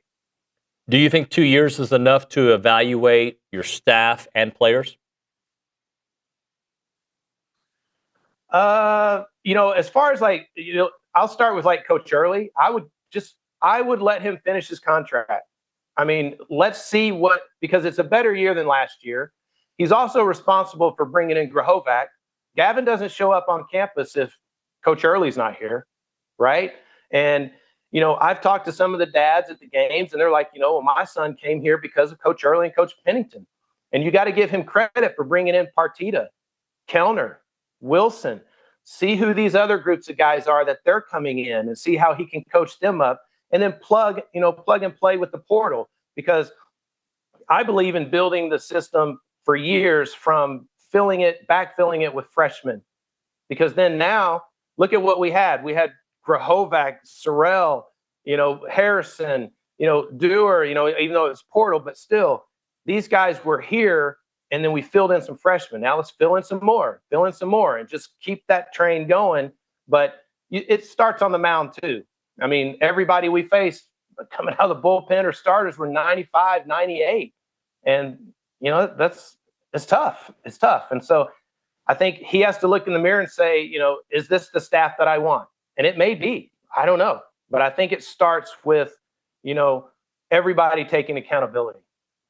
Scott, this team, it's going to be weird to ask you this question because I'm having a hard time with it myself. Did they overachieve?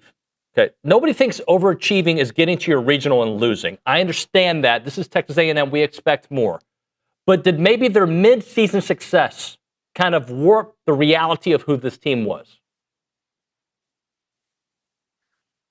Well, I think you can kind of, I always say the season starts once SEC starts, because I don't put a lot of stock in what's happened before, the other games before, the Tuesday night games, because, as a hitter, I can build my numbers against those teams, right? And then, got to do as good as I can in the conference, because that's when it's going to get tough. But, overachieve, I don't think so. I think we were just uber talented. I mean, the players that we have, are we ever going to see another Grahovac? Yeah, but we don't know when. And so it's just super talented team. I just think we kind of get in trouble when we start to say we need to slug our way. And that's our out. We're going to slug our way to the championship. That's tough to do. We've seen it. It's worked once, but that's about it. So did we underachieve then?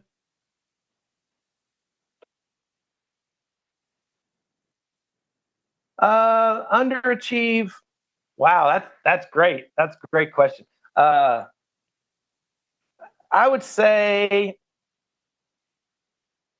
no. I don't think we underachieved either. I think we were just kind of right where we were supposed to be. I agree with that. And I mean, to have the pitching staff and the issues and the injuries, I just think that just made it tough all the way around, and the guys overcame that. Scott, so let's kind of look ahead. How different is this program, this team, going to look next year? You lose your three best offensive players to the MLB. You're going to lose Clayton Freshcorn probably to the MLB. Your pitching staff is going to look different. Like, there's a lot of stuff is going to be different. How different will they be, and how much does that kind of affect the trajectory?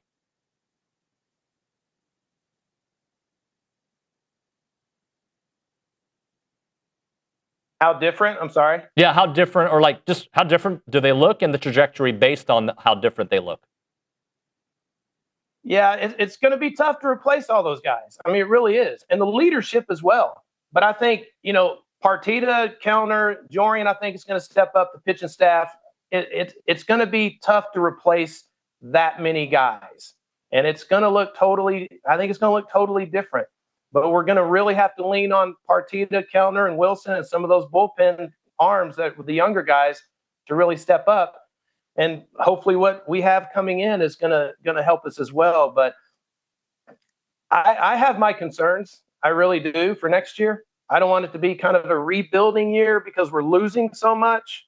So hopefully the guys coming in, whether they're JUCO guys or freshmen, can start like the Partitas and the Kellners and add those pieces of the transfer portal. So I just don't want it to be a rebuilding year. I don't think the fans and all of us could go through that. Scott, I agree with you, buddy. Thanks so much for your time. We'll talk to you again sometime during this offseason, especially after they pick up some guys in the portal, all right?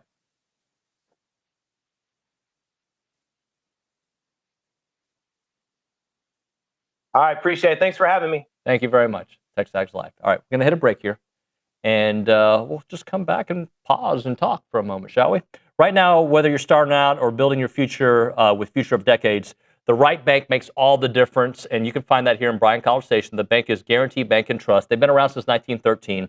They've helped generations of Texans buy homes, start businesses. They've achieved financial goals once seen out of reach, and that was some automated system with real people. When you walk into the lobby, you're going to know the gang because they are super local. You've seen them around town, and you'll know them, and they're going to know your situation. Brandon and the team there in Bryan College Station are here for exactly that. You got 3 great locations in Aggie land, but they're all over the state. 33 Texas locations behind them. So wherever life takes you, Guaranty Bank and Trust is going to be there making local decisions. And that is what banking is meant to be, right? Personal, invested in your future. Take a look at their website, and you can do that at gnty.com. That is gnty.com. It is Guaranty Bank and Trust, a division of Glacier Bank, member FDIC, equal housing lender.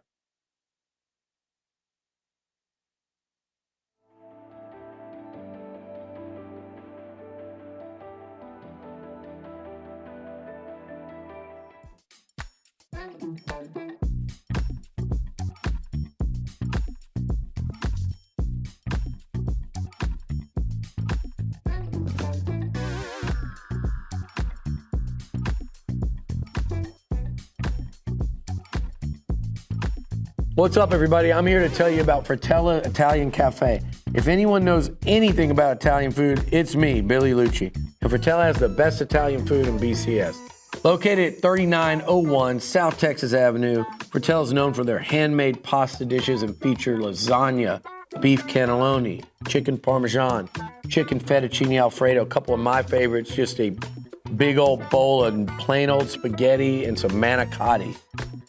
Really recommend the manicotti. That's my go-to. And don't walk out of there without trying the fresh, piping hot breadsticks and the homemade in-house cheesecake, which is incredible. It's great for dining in, catering, gift cards, and even shipping, which they do nationwide. Fratella's is Aggie-owned and operated, and it's an official restaurant partner of Texas A&M Athletics. I'll see you there.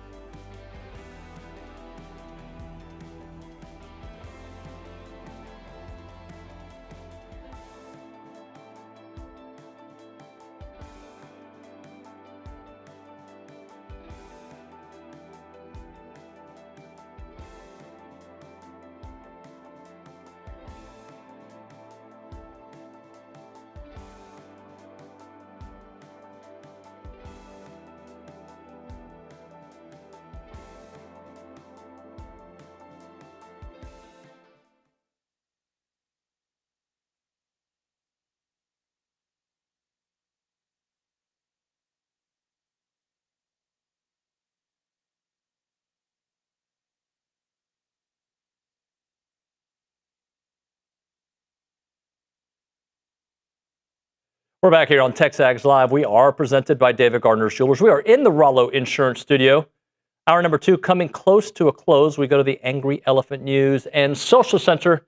Kayla Gaither. Are the people happy again? Are they quiet? Are they mad still? What? They're I feel like they were a little quieter, but they're still angry. I mean, they should be angry. There's 2 more texts that are a little more angry. So, is it something I want to hear or not want to hear? I mean, basically just saying baseball underachieved and listing why, and then saying this team is a total waste of talent the last 2 years. Which I'm not saying that they're wrong. Okay, I would just when we say underachieve. Let's just ask that question out loud for a second. Based on what? Based on the talent? Based on what preseason expectations were? Based on what? How do we define? Because I believe expectations change, right? The narrative changes throughout the season. I don't believe that a successful season only ends with a national championship, but I understand that there are fans that look at it that way. So did they underachieve? Well, if I were to tell you, and you got to look at facts, okay? You lose a closer, and you lose a starting pitcher potentially, and your pitching staff isn't very good. Did they overachieve? Underachieve? I tend to think they kind of like what Livingstone said there, they achieved. Like, I didn't believe they were going to host a regional before the season started. I thought they'd make it to the postseason, but guess what? My expectations changed when they beat LSU and they beat Vanderbilt and they beat Texas, right? My expectations changed. And then they started losing, and then my expectations started to change again. And then they beat Mississippi State, and I'm like, we're back, baby. So I think that expectations are supposed to be fluid and change throughout a year. But I think offensively, we underachieved in the postseason. I think the team itself achieved about what they were. If they got hot with the right teams, they would have won. If they didn't, they would have lost. I'm going to read you the rest of this text where it says Aggie baseball underachieved. They listed out just some notes in their text. So I'm going to read it out. It says, preseason ranked top 20, got ranked as high as top 10, beat multiple top 10 teams, loaded with talent and draft picks, lost at home in a regional, ended as top 30-something, that's underachieving.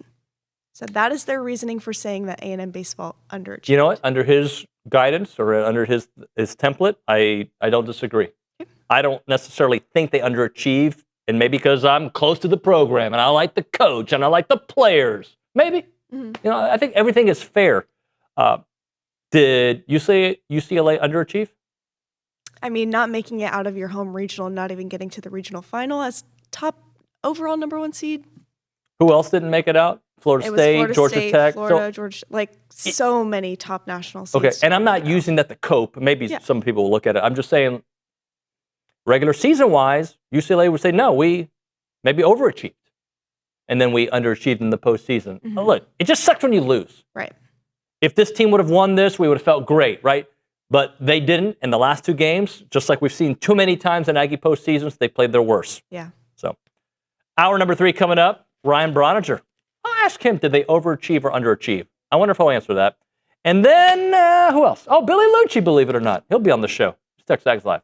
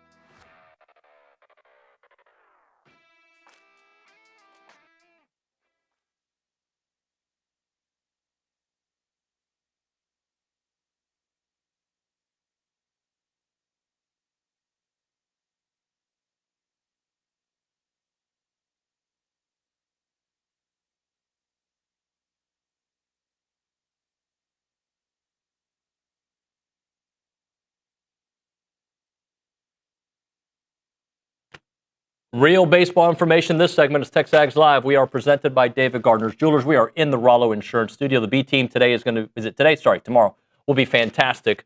Bronny and Zane and the crew will be talking all about the baseball team. But we got Bronny now on the Buppy's Catering and Bartending Hotline to discuss the end of the A&M baseball season. Bronny, good morning, buddy. Good morning, Nuño, from right across the street at Mike Elko football camp. One sport ends and another one begins. That's the way it is, man. Hey, so after having a night to sleep on it, how do you kind of break down what ended up being the demise of A&M baseball this year?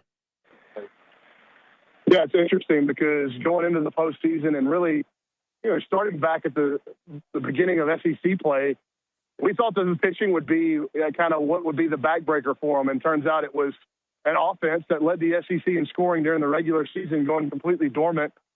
In a regional, after scoring 17 runs against Texas State, you score only 4 against USC. And that was the most shocking thing to me, was that, at the end of the year, it was the offense that went cold. When you got a heroic pitching performance from Clayton Freshcorn, it was the offense that, failed to get it done. And the decision to start Freshcorn last night was the right one. It kept A&M in the game. And you'd have thought that the offense could do enough to grab a lead and maybe even extend the lead as USC, especially after they got Gobble out off the mound. But it didn't happen for them, man. And it stinks that it comes to a conclusion with the best element of the team being the one that lets you down. Bronny, did this team, and I'm asking you this because I'm actually having a hard time with it. I came up with an answer for myself, and it was kind of similar to Livingstone. In your opinion, did this baseball team, with this collection of talent, with this offense, but also this pitching staff, underachieve, overachieve, or do about what we expected?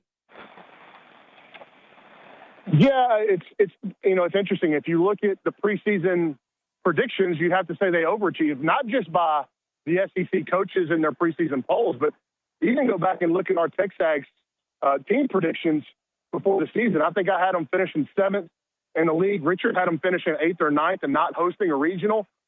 So for, the vast majority of the season, for 52 games, I would say they probably overachieved based off preseason expectations and prognostications. But once you got 3rd in the league and you got to host a regional, even though you weren't underseeded, once you got to host a regional, you kind of started to dream it on, okay, like maybe this offense is good enough where they can slug their way to Omaha.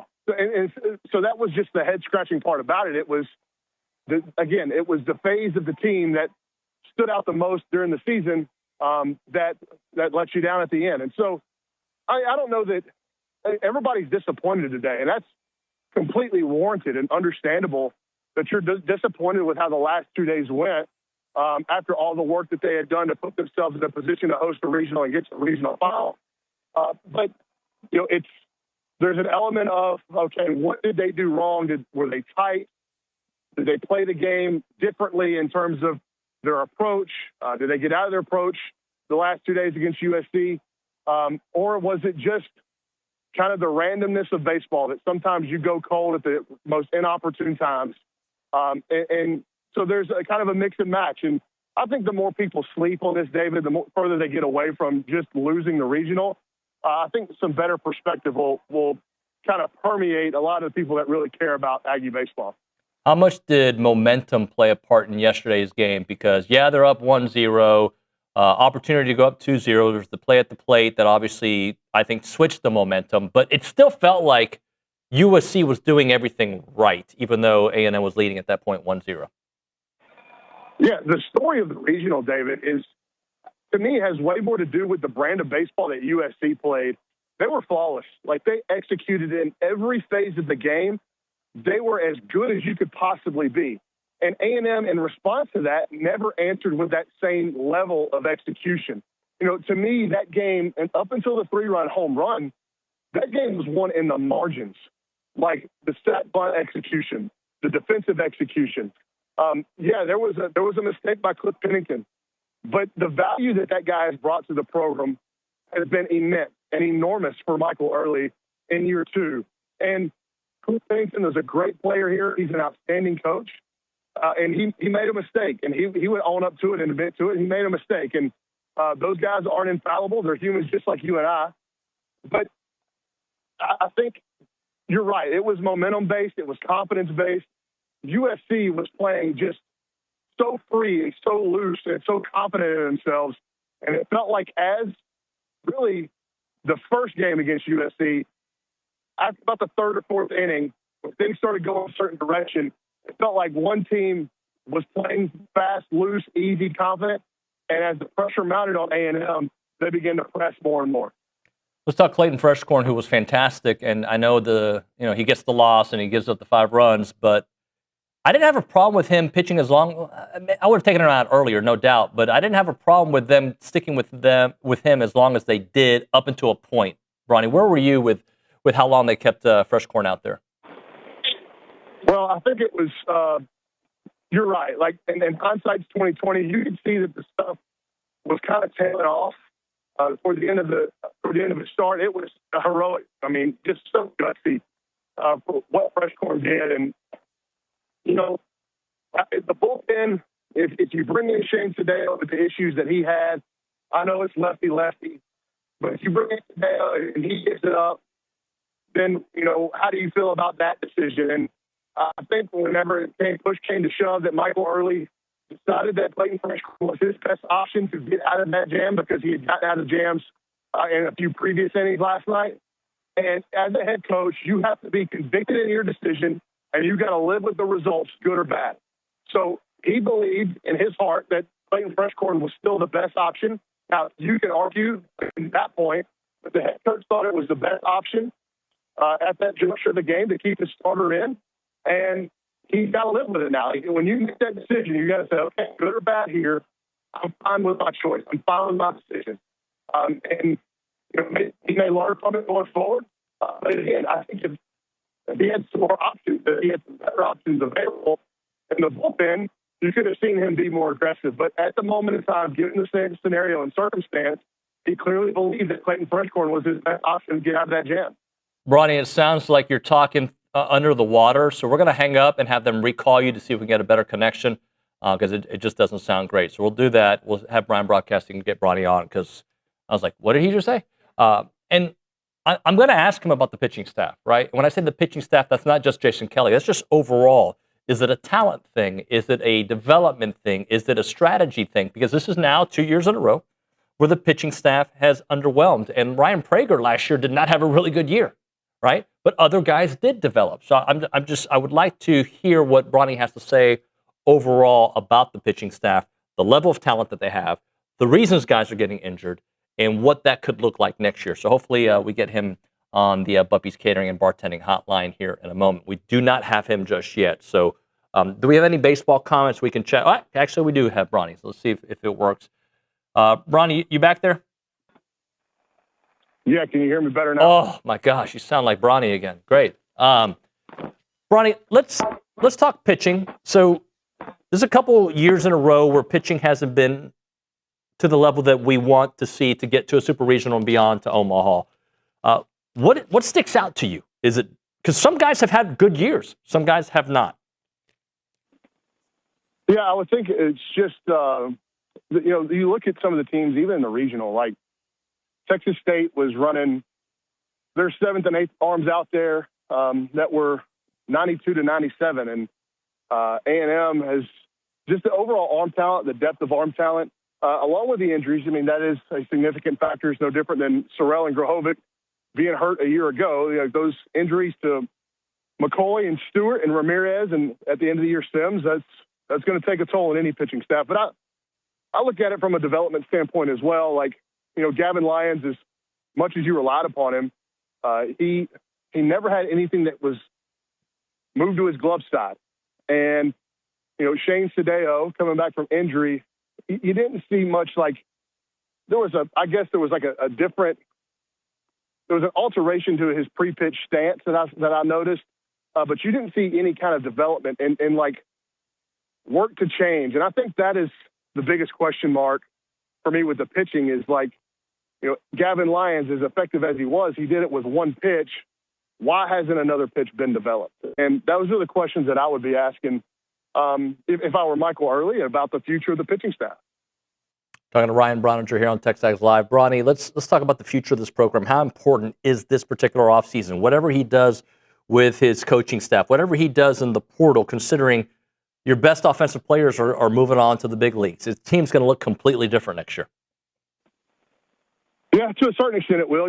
Still a third of the lineup at least will return for, with Partita, Kellner, and Jorian. But you're going to have to make some – it's a massive – to answer your question, it's a massively important offseason for Michael Early because of that roster turnover, because of the decisions he's got to make. And I said all year that, this team allowed him to regain his footing. And despite the disappointment of the last 2 days, I don't feel any differently about that. Like, this can be used as a launching off point, but he's got to get it right. Like, he's got to figure out a way to replace the physicality of Grahovic, Sorrell, and Hakopian.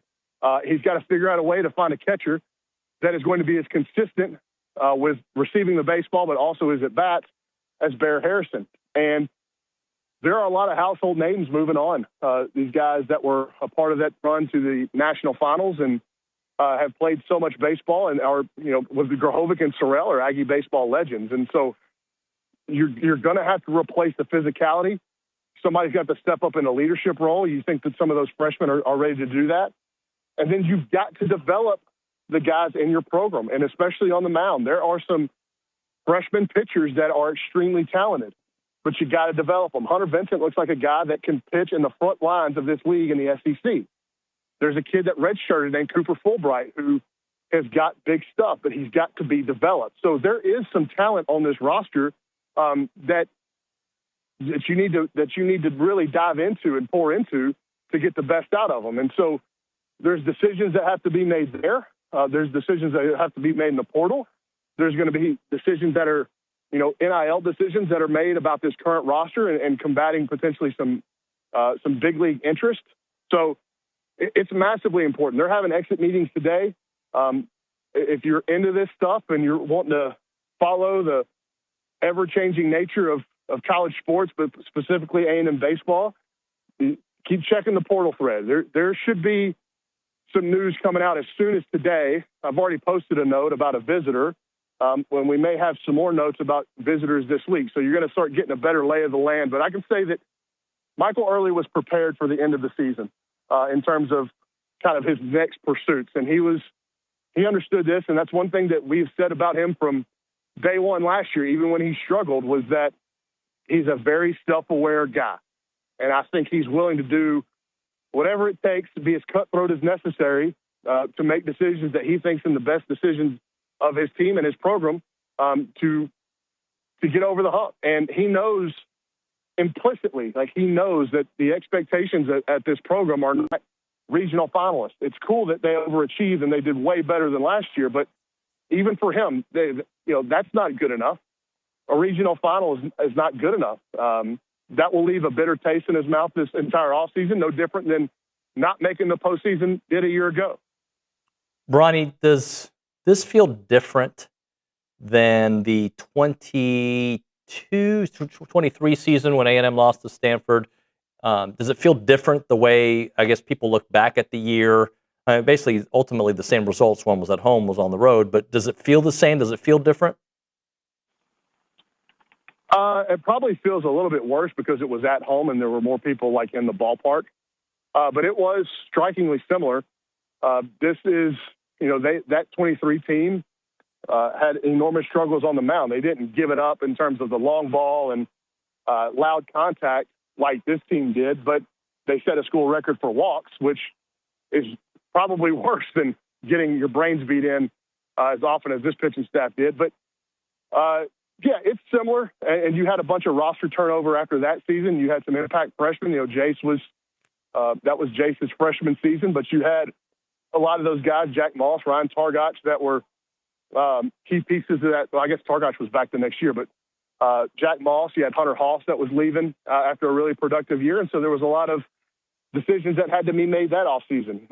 So, yeah, I think that's a fair comparison, but I am super intrigued by what happens this summer. I mean, again, it is so important for Michael Early and his tenure at Texas A&M and the program going forward that they get a lot of this stuff right.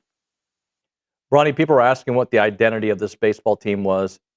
if I were to answer that, I would say it's kind of ironic. I'm going to say it this way because they just lost after, not coming back after a bad loss. But I found that this team, at least most throughout the year, when they got hit in the face, they usually struck back. Unfortunately, they did not strike back yesterday. So that becomes a moot point when talking about the identity of this baseball team. What would you say the identity was? I don't think one example makes it a moot point. I mean, you're exactly right. I mean, they were tough physically and mentally.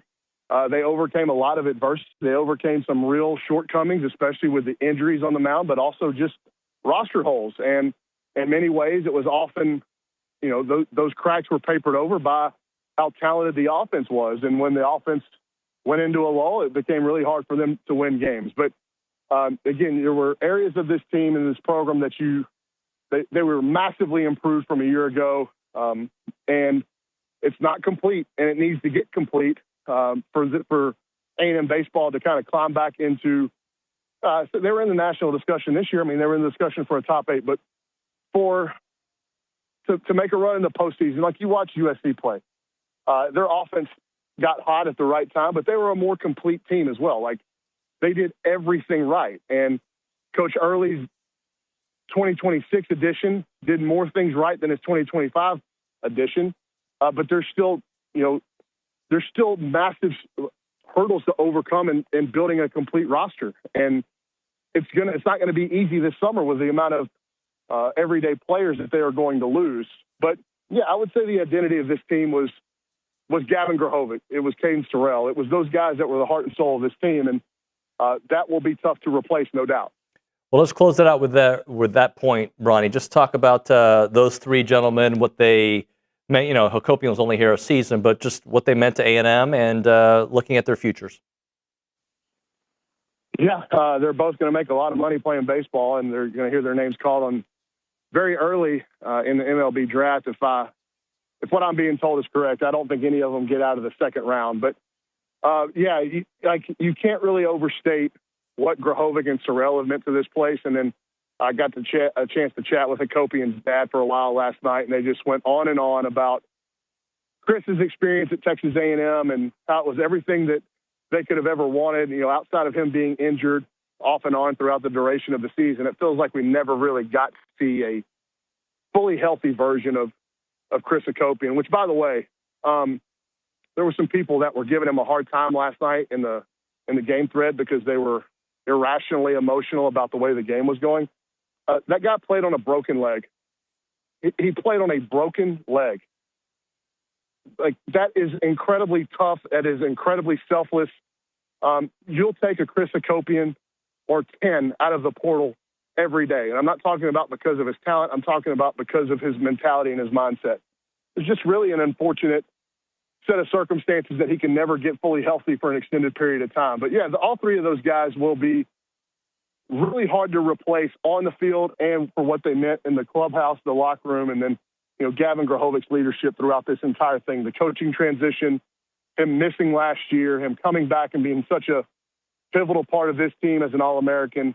It's going to be hard to replace those guys. Bronny, when are you going to do B team? Are you doing one today or is it tomorrow? No, it'll be Tuesday, Wednesday, and Thursday. We will go throughout the duration of, yes, we'll go throughout the duration of the college baseball season before we take a short break and return for football season. Appreciate it, man. Great work this baseball season. Thank you.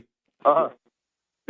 Ryan Brauninger on the Bucky's Catering and Bartending Hotline. That's right. To me, it feels like Monday because I wasn't here yesterday. That's why I'm not here yesterday, so it does feel like a Monday. Yeah. Anyway. We'll hit a break. We'll do an open segment. Then I believe Billy Liucci at some point in the hour. He's close.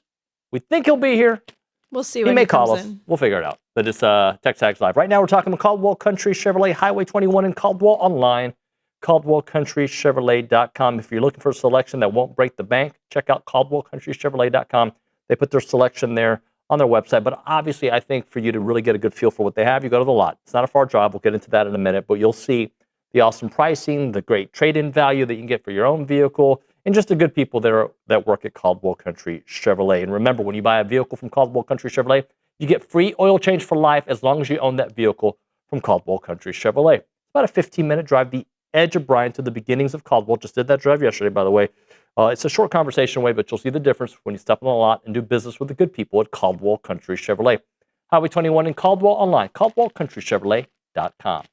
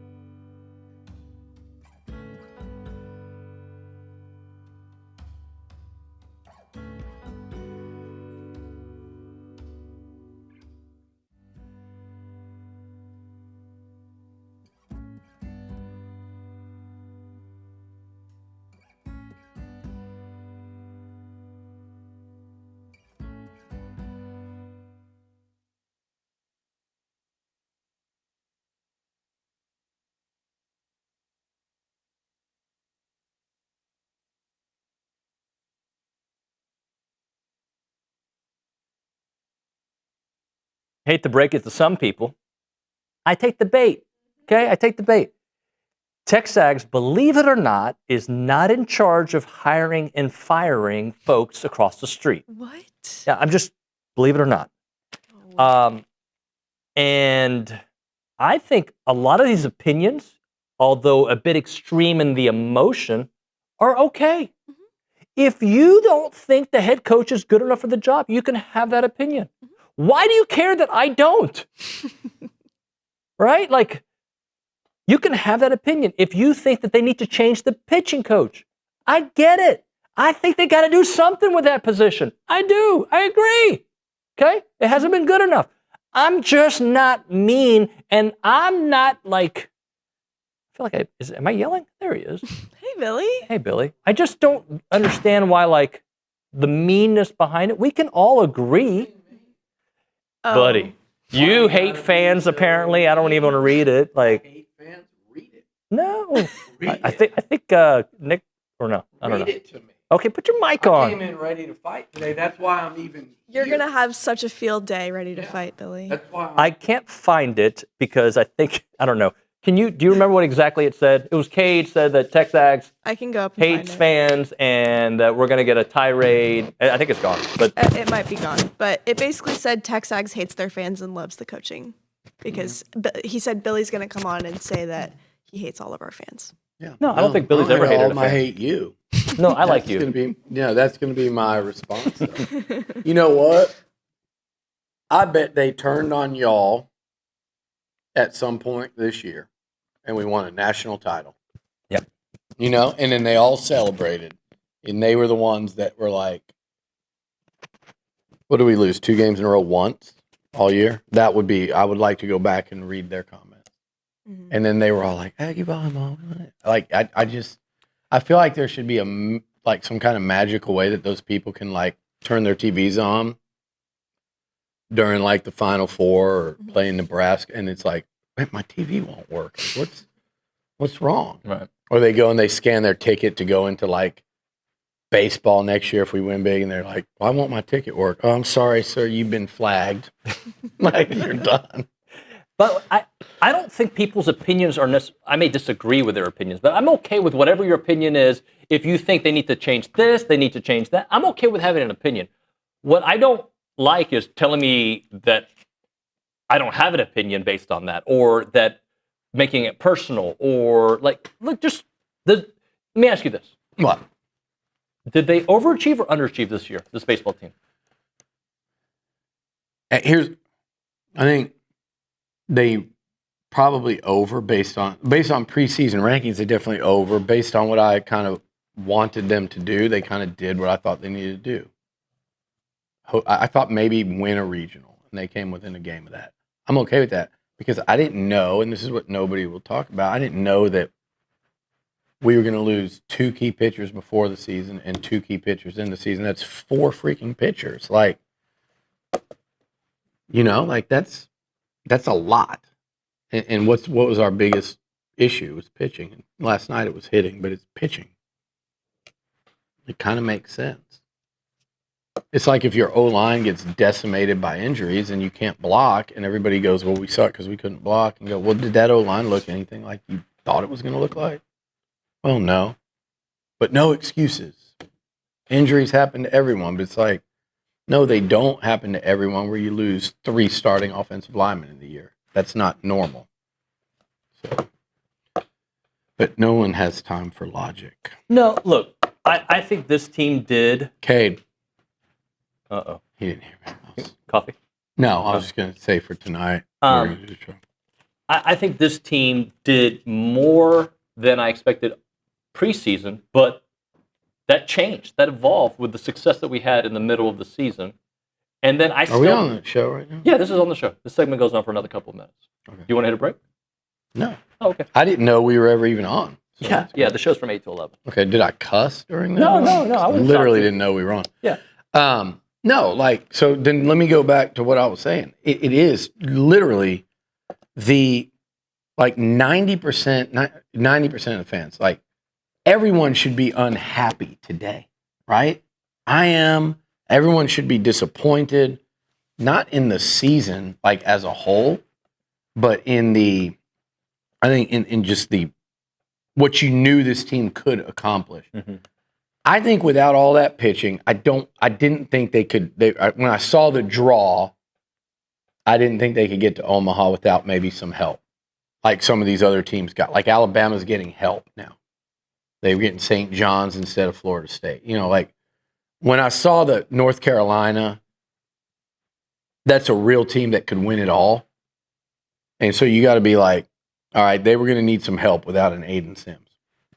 When you lose 4 pitchers, okay, Stewie, who is an ace closer, people forget they lost Caden McCoy before the season, who at minimum was going to be your best long reliever, at minimum, if not a weekend starter. And then Bronny and I were talking about it yesterday. When you lose Ramirez, who I said before, like prior to the fall, early in the staff thought he'd be a weekend starter. Layup weekend starter. Most impactful true freshman in the class. He's out. Those other 2 are out. And then when you lose Sims, it's like, now, with that said, I don't think, pitching didn't live up to any sort of standard. He's going to have, he's going to have to address that, and he will. I think if you don't think Mike Early is going to address the issues that held this team back, you're really underestimating him. And again, going back to what I was saying about the stands and the tickets and being able to turn on your TV or TexAgs, like, we don't hate fans. We hate fans like you, the ones that want to burn it down, that wanted to burn down Mike Elko in year 1 when they lost, when they faded down the stretch and ignored the Le'Veon Moss thing and the impact, or that it was year 1 of a new program and ignore any good and progress he made. Gloss over the 2 top 10 wins at home to go focus on, the Auburn loss. I don't like the people that come this year in football and that just focus on the finish and are so down and skeptical and when every metric you want to look at for this football program is pointing up under Mike Elko. Every single one of them. And you want to ignore that because they lost their last 2 games. And one that was tied with a minute left to a team that played for the national title. Like, those are the people, like, I'm like, when you get there and you didn't climb the mountain with everybody and you went back down and then you took the tram up to the top and you're waiting for everyone, I don't like those kind of people. Has nothing to do with complaining, venting, being frustrated, being pissed off, not being fully trusting, whether that's Early, Bucky, Elko, Morrison. I don't care. That's okay. That's being a sports fan. Yeah. You that texted that earlier about me or us not liking fans, that's because you know that I don't like you. And I don't even know you, just like you don't even know me, because you won't walk up to me and say, hey, I don't like the way you cover it, because no one's ever done that, ever. And I don't care if you do it nicely and respectfully, like, fine. Like, but I don't like the trying to characterize out of your own, like, fan insecurity that, oh, you don't like us. Well, why wouldn't I like you? Why wouldn't anyone not like you? Because you're over the top, extreme, and you want to fire, a lot of these people want to fire a coach after 2 years and ignore every bit of progress this coach and this program made in year 1 because you're mad because we couldn't hit the damn ball last night.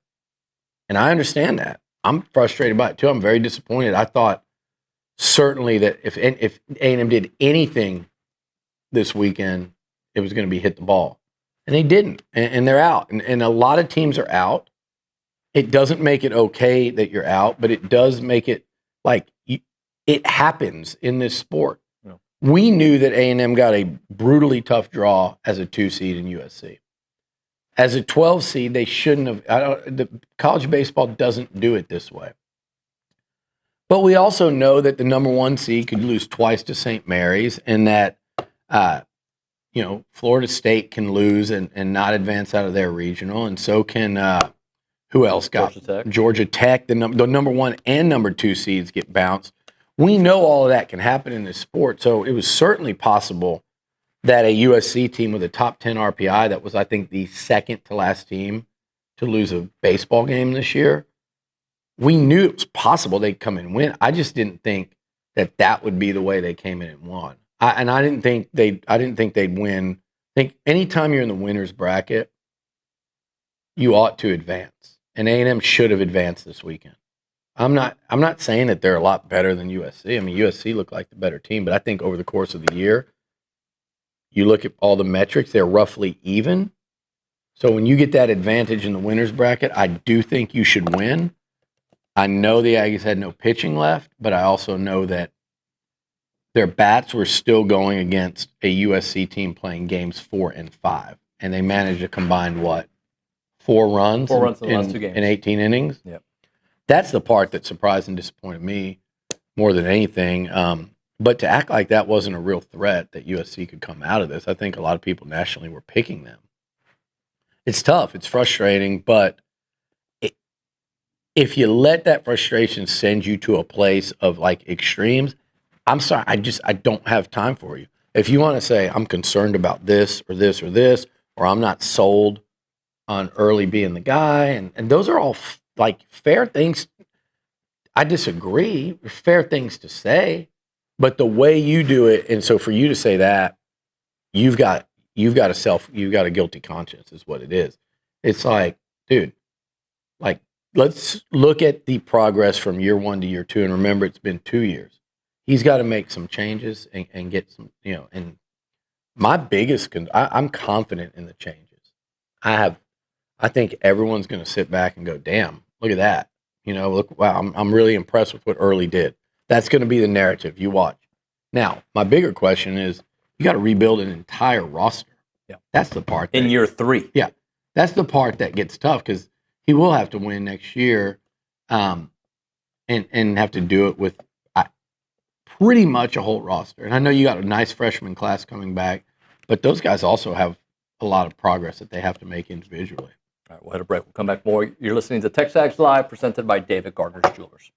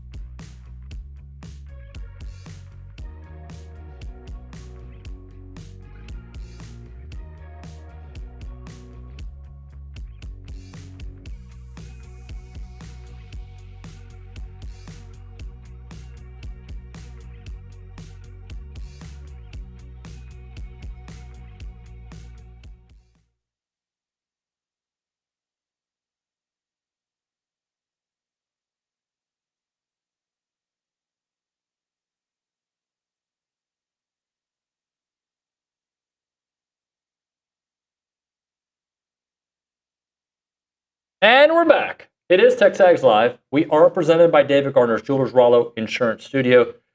Billy, is like, we still got track and field going on, right? So we still got some stuff going on, but it feels like when baseball ends, the official change of the calendar to the new football season, like we're leading up to it always, but like now the attention starts shifting back to football. We had spring meetings last week. Yeah. We've got some more college football playoff meetings happening, and then we've got SEC Media Days in just over a month. Yeah, that's crazy. I might want to book that one. Yeah, we haven't. And book my Chicago trip for 3 weeks, and maybe book a trip if I'm going to go to Chicago on for Sunday. 3 weeks? No, for 3 weeks from now. Okay. Yeah, you don't want to slight track, which, oh, by the way, are the defending men's national champs. So obviously that's something that I know I'm going to follow. I know you and your boy Pat Henry, your guy. That's my buddy. You're going to follow that as well. Like I'm track and field's a big freaking deal around the country. Like like when A&M wins national titles, and when I know it's registered like nationally, is when my friends that have nothing to do with A&M, okay, the non-Aggies that they didn't go to Texas or LSU or U of H or Baylor or Tech, like people from around the country that have no affiliation to A&M or the SEC, when they start texting you, like, congrats, or damn, this volleyball match is crazy, and that was happening during Nebraska when they won it. That's why I think softball being good at that sport is such a big deal, because softball and volleyball are so visible, and women's hoops. When the Aggies won freaking national title, however many, 15 years, 20 years ago now, it registers so much. And track and field, I don't think hits that in terms of like the people that watch it. But you'd be surprised how many people unaffiliated kind of follow, because so many people were track and field athletes all the way through high school, and they love whatever sport whatever event they competed in, and they kind of follow the national championships. And most people, if you say Texas A&M, they know that A&M is a track and field school, and like they collect national titles in that sport and produce Olympians right and left. So I'll be following that closely. But you're right. I mean, it is when baseball season ends, like the mind shifts to it's football season. It's the football off season anyway. And it's a long one, but it's really now you're really down to just 2 months of it. Because once August starts, we're talking fall camp. We're talking about what do the transfer portal and freshmen look like? Who, how's Marcel throwing? What's the O-line starting? What are we starting to see with the starting O-line coming together? What's that rotation look like? What's the depth chart? Like all of that just picks up immediately. And I would say, like you said, SEC Media Days is like it's July 17th. Yeah, so mid-July-ish.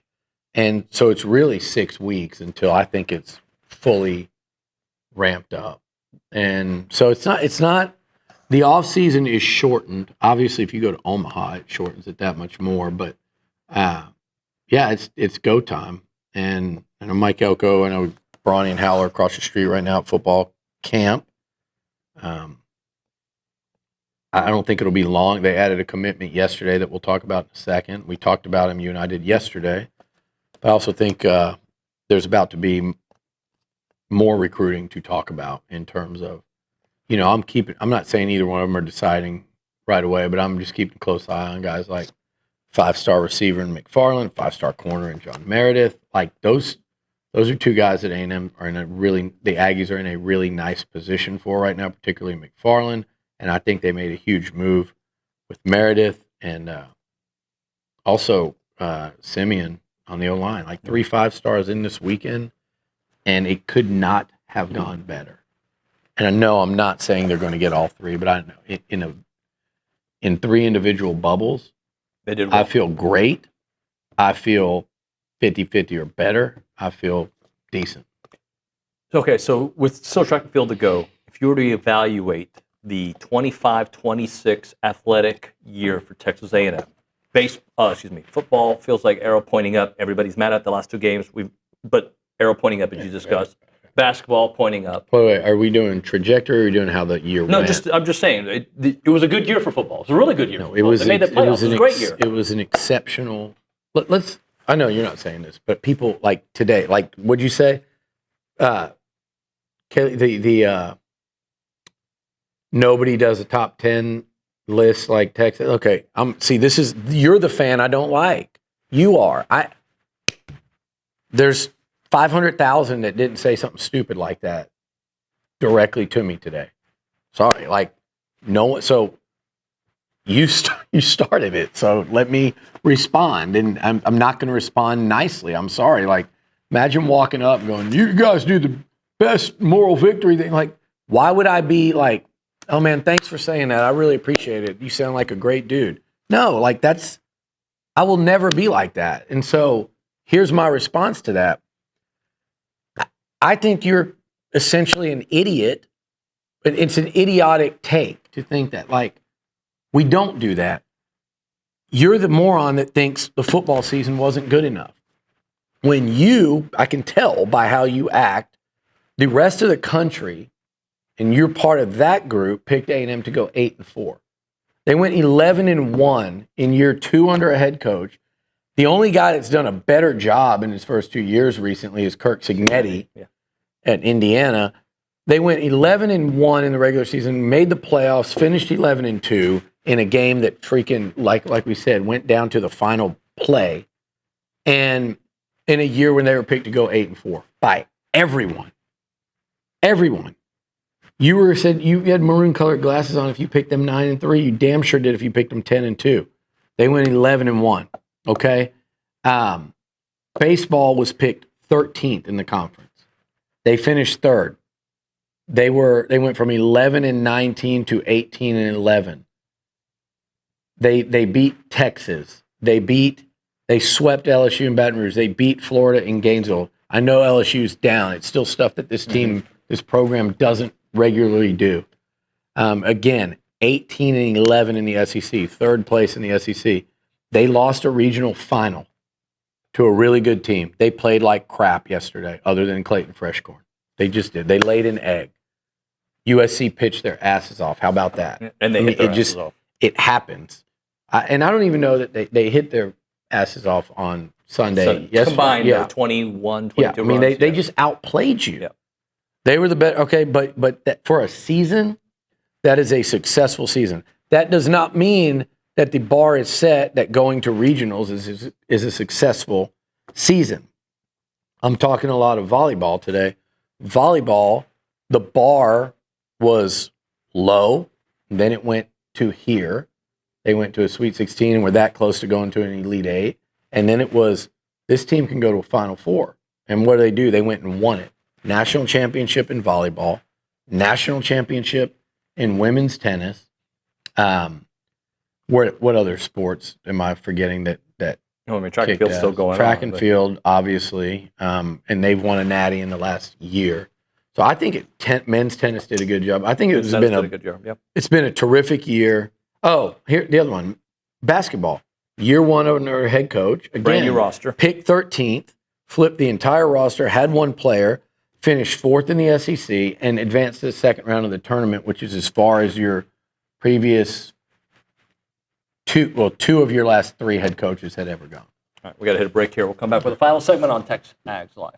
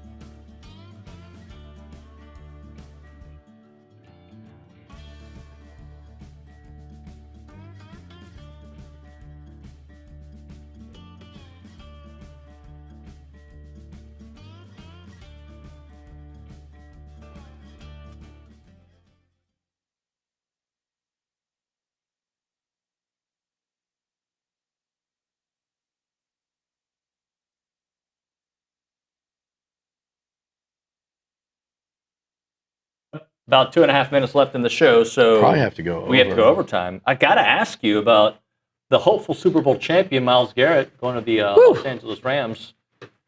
I wasn't surprised he was traded because there was, it's been out there for 2 off seasons now. But Yeah. what was your reaction when you heard? I'm surprised. It's usually hard to trade those guys. Yeah. Like, A.J. Brown's different than Myles Garrett. Like, you can trade A.J. Brown. Like, I know how some of the seasons A.J. Brown's, there's no comparison. Myles Garrett's a first ballot Hall of Famer. He might be one of the greatest ever. He is smack dab in the middle of his prime. He just set an NFL record, sacks in a season. He's a defensive MVP. He's the best defensive player in football. And to go to an already Super Bowl contending team, I'm not like a Rams fan. I kind of pull for them. I've got a good buddy that's like best friends who grew up with Matthew Stafford. So I like to see him get to enjoy that ride, like when they go through the playoffs and Super Bowl and this MVP thing. It's cool. Like, I think McVay's a damn good coach. I got nothing against the Rams. I was rooting for him with Vaughn and Bobby Brown. And Bobby, I did not forget you. I forgot to mention him years ago on the congratulatory. He gave me hell about it. But I like what they just did to me. People were pissed about the Ty Simpson. Like, what are you doing? We're trying to win a Super Bowl under Matthew Stafford here before he's done. They're managing to look ahead to the future so it doesn't fall off a cliff. And they follow that up by saying, oh, no, we have not forgotten about, we're trying to win it now with this Hall of Fame quarterback that's still slinging it and just won the league MVP. So we're going to go get the best defensive player in football, an absolute game wrecker. And when they had that last time, they won a Super Bowl. It wasn't Vaughn, who played great, and especially in that playoff run in bowl game. It was Aaron Donald. Yep. He wrecked games. He blew up blocking schemes. People there was no way to account for him. And that's what they did in Myles Garrett. And what Myles Garrett is a drive ender. He will get the ball. He may as well run it back to the sidelines and just hand it to Matthew Stafford. And he'll do that at key moments of football games throughout the season. Rams are going to be really tough to beat. I wish Dan Campbell and the Lions could have pulled that off. Could you imagine Myles Garrett and Aiden Hutchinson? The problem is Jared Verse is really damn good. He is. Like, he's going to be, I think, a several-time Pro Bowl. But he's not